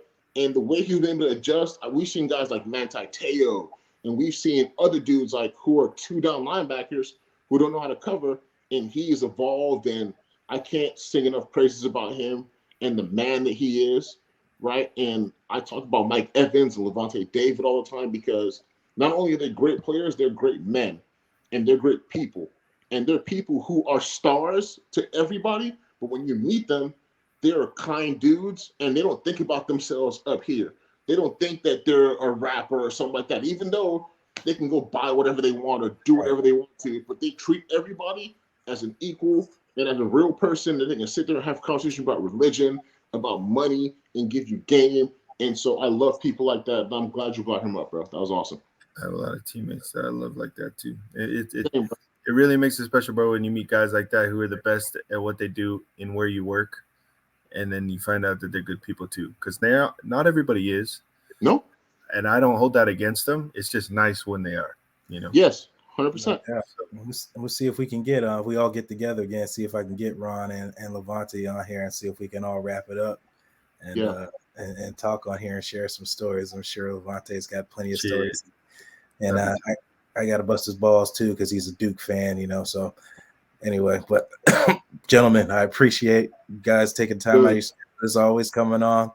X, glad to have you. Feel like family here already. Thank you, bro. I appreciate it. Thank you for the invite, man. You always got to be here. I enjoy good conversations with good people, with smart people. I've had such a blast today. Me and Blake always have a good time, bro. You being on here, us getting to chat like this. I know me and you text back and forth and stuff like that, but this was awesome. I hope we can do this again, but this was amazing. I really, really enjoyed this. Well, anytime you guys want to do it again, I'd love to. And I really appreciated the notes too. That really kind of helped me, like I'm saying, like talking points. It helps to stay right down the list, but it also gives me thoughts. And like, you know, I like to see, you know, I like to do a little research on it too to see if I can add to what's been said. You know what I mean? That's just kind of how it's doing your research, but it's just very. Notes makes it really, really cool for me because it's like, we could come talk, but I can't remember. Well, now I can remember. Right. I've been. It's been a year now since I started the radio show in January. I started doing the radio show in January out of Tampa, and I used to just go in there and just kind of just freelance and talk because I know sports, right? I watch sports, I can freelance, but like the more I got into it, the more I got media, you know, trained, right? I started being like, okay, you know what? I want talking points, and I have my main points because that's what everybody's gonna talk about, and then I have like how I gather myself. Because I used to do this thing where it's like, oh, wait, what were we talking about? Oh, wait, what was I just saying? So again, we all got CTE, right? It is what it is. But like I started making those bullet points, and I send them to him now, so he knows kind of where I'm at. So if I forget something, he can bring me back. I can bring him back. And so yeah, dude, like I hope we can do this again. This was a great conversation. I had a great time. Thank you guys. Same. Yeah, looking forward to doing this again, fellas, and we'll just wrap it up. I'm Blake Anthony. This is Sports Talk 49. I'm the Average Joe, and these are your pros. Mr. X-Man Xavier, Mr. Caleb Benenoch. Gentlemen, have a great day, and we look forward to seeing you again. You too, man. Appreciate you guys. Yep. All right, fellas.